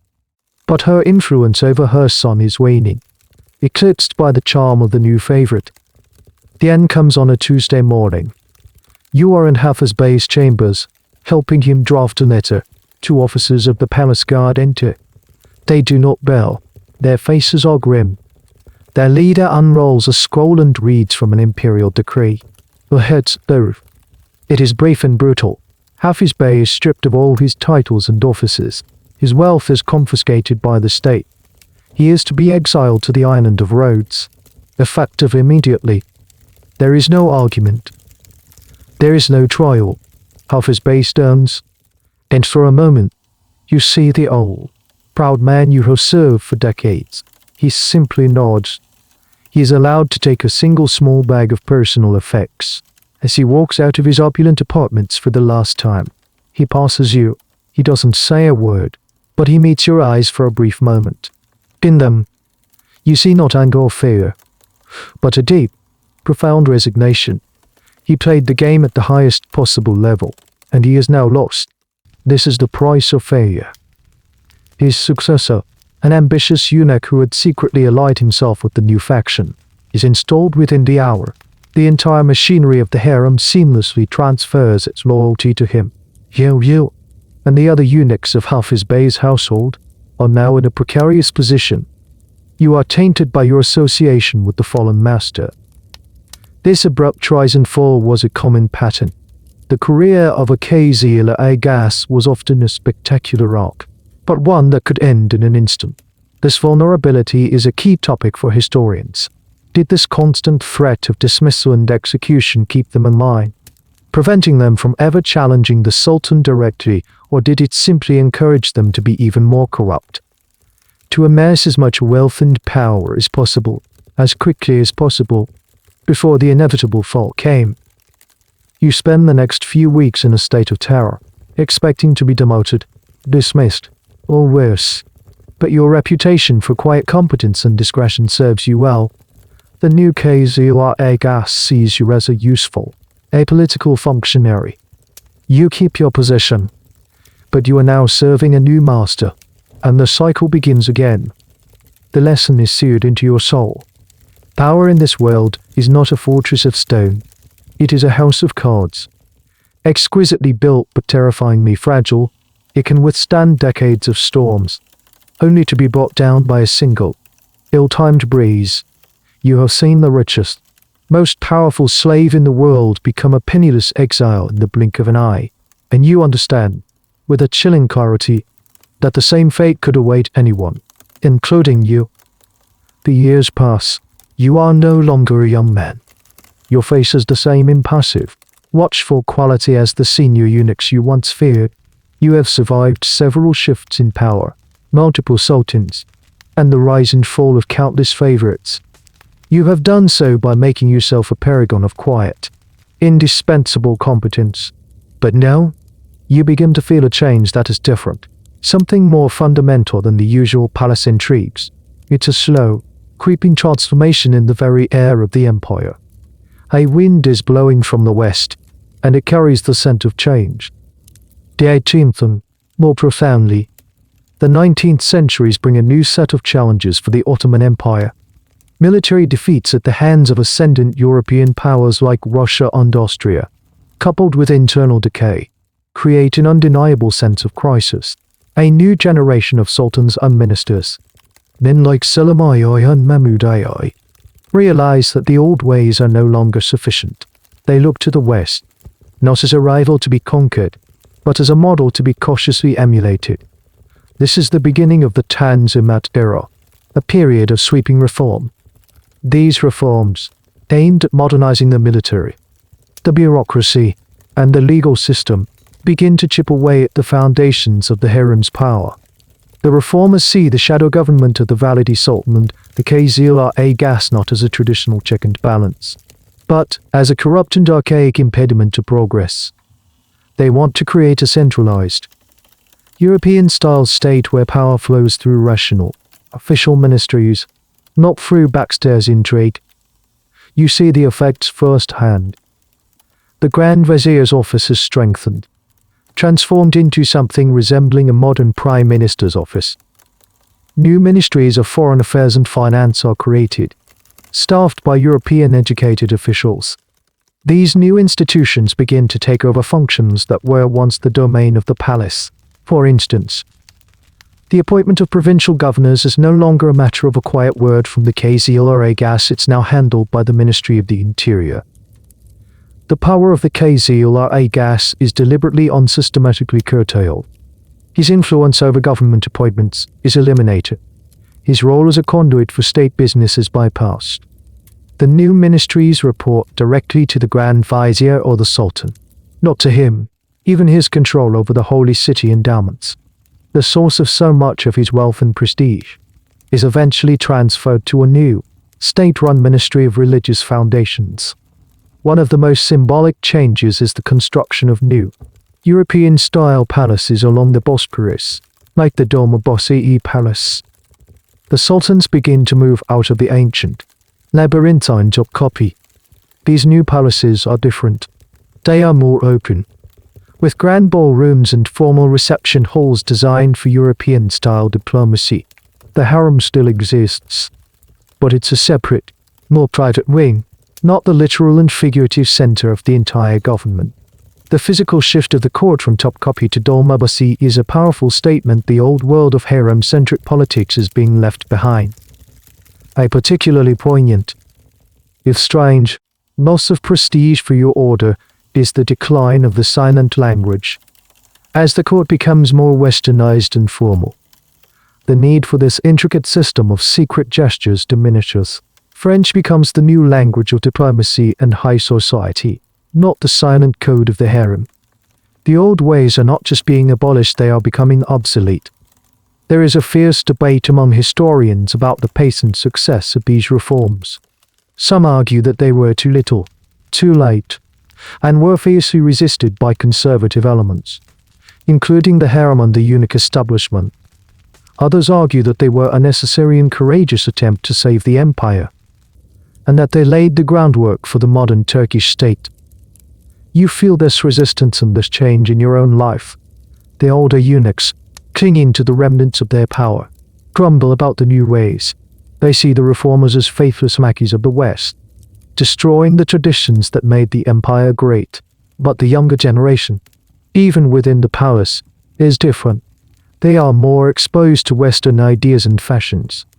The power of your order is not just being legislated away, it's fading away. Like an old tapestry exposed to the sun. You are now a senior eunuch in a declining institution.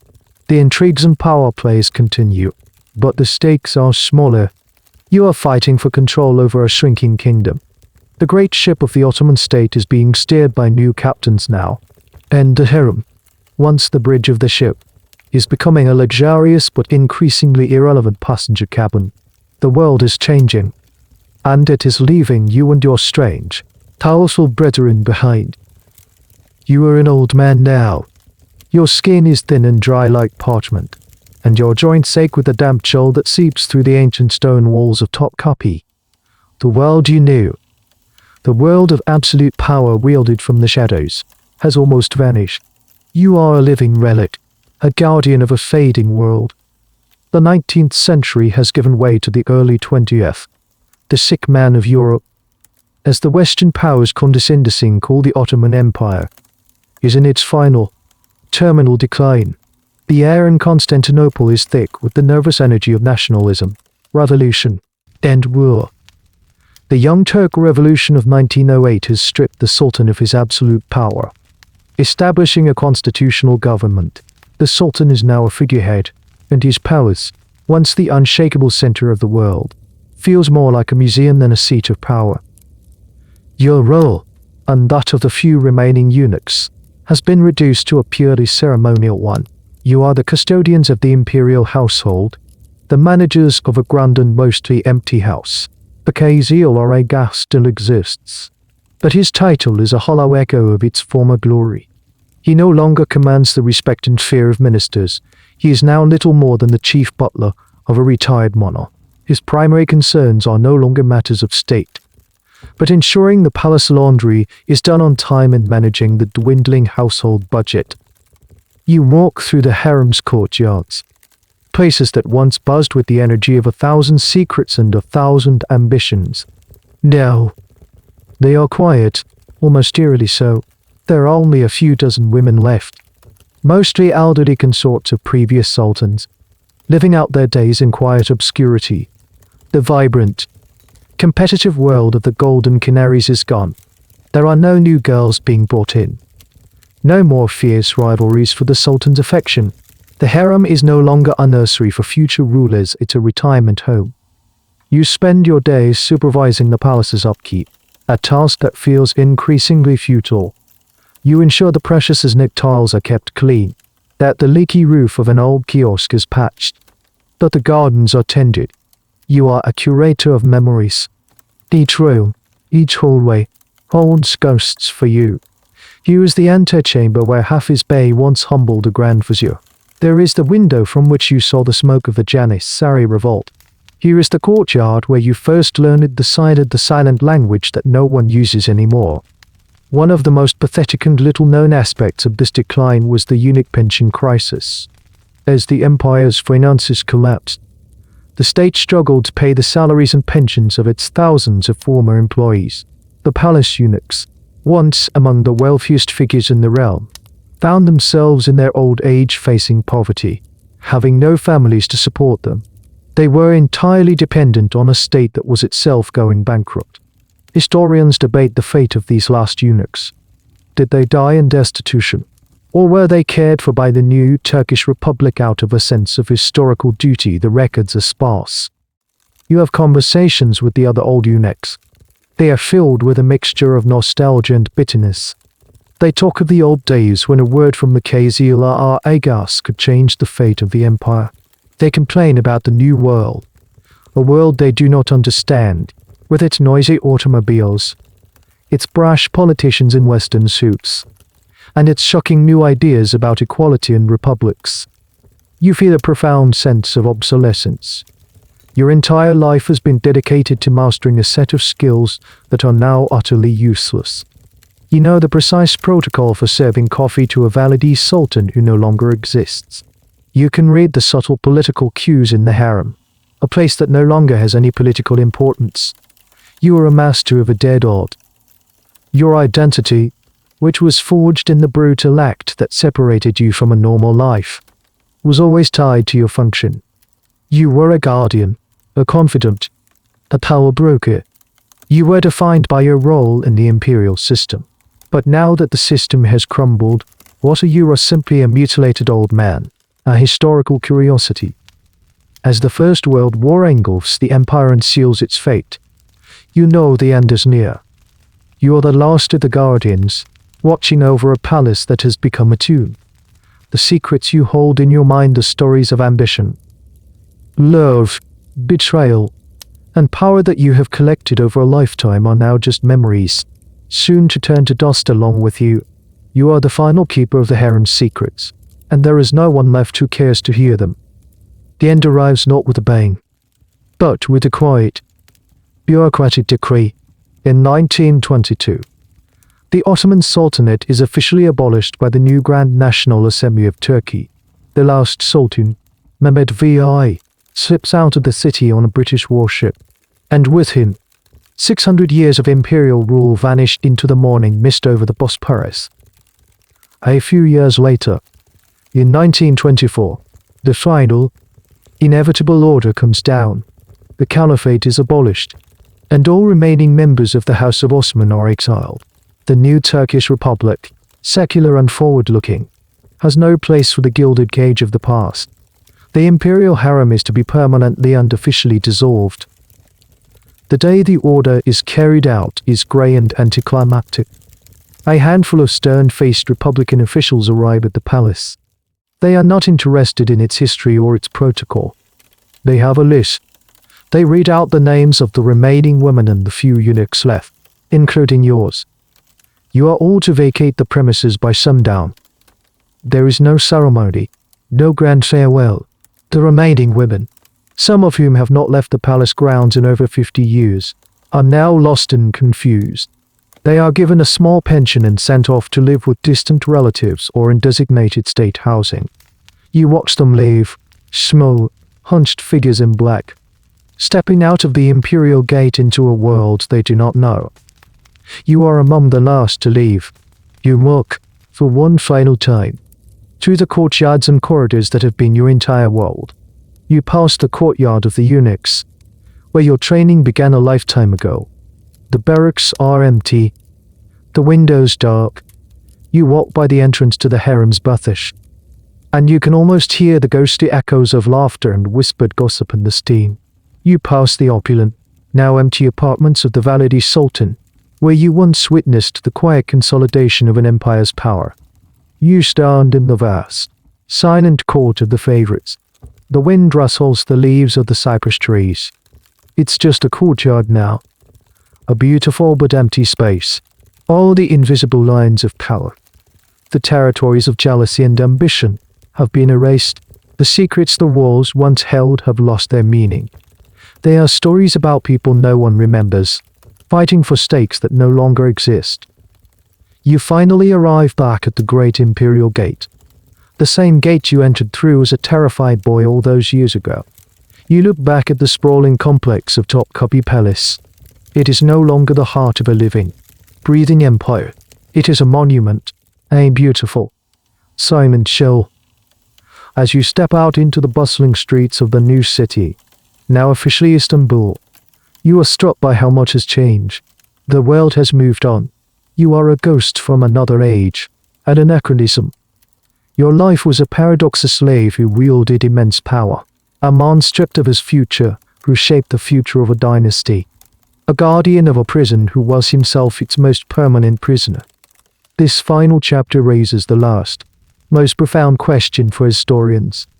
What was the ultimate legacy of the harem eunuchs? Were they a corrupting influence that hastened the empire's decline, a symptom of its decadence, or were they, in their own strange way, a force for stability? The loyal and anonymous servants who held the dynasty together through centuries of turmoil, were they villains or victims, powerful masters or tragic slaves? Standing there, a free man for the first time in your life, with nowhere to go and no purpose to serve, you suspect the answer is that they were all of these things at once. The eunuchs of the Ottoman court were a unique and complex creation of a unique and complex system. They were a living embodiment of the empire's contradictions, its cruelty and its sophistication, its rigidity and its pragmatism, its incredible power and its ultimate, fragile mortality.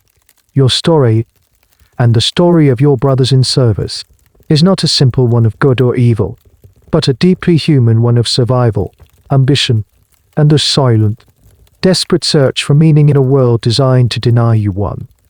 And so, the great palace gates closed behind you, not with a slam, but with a quiet, final click. The sounds of the city, once a terrifying cacophony, now seem distant and muffled, as if coming from another world. The cool evening air settles around you, a gentle blanket after the long, fevered dream of your life inside the walls. You have walked out of history and into the quiet embrace of the night. Your footsteps are slow now, measured, with no one to serve and nowhere to be. The journey is over. The secrets you carried for so long now feel like milkweed seeds ready to drift away on the breeze. They belong to the wind now, to the rustling leaves of the plane trees that have witnessed so much. Let your own mind drift with them. Feel the weight of the day, the weight of this long story, begin to lift from your shoulders. You are no longer in the palace. You are in the soft, quiet space just before sleep. The echoes of the past are fading, becoming just a gentle, rhythmic hum, like a distant sound of the sea. There are no more duties, no more whispered intrigues. There is only stillness and the promise of rest. You can let go now. Let the current of sleep carry you away, into your own quiet, peaceful dreams. The end of the article. Good night.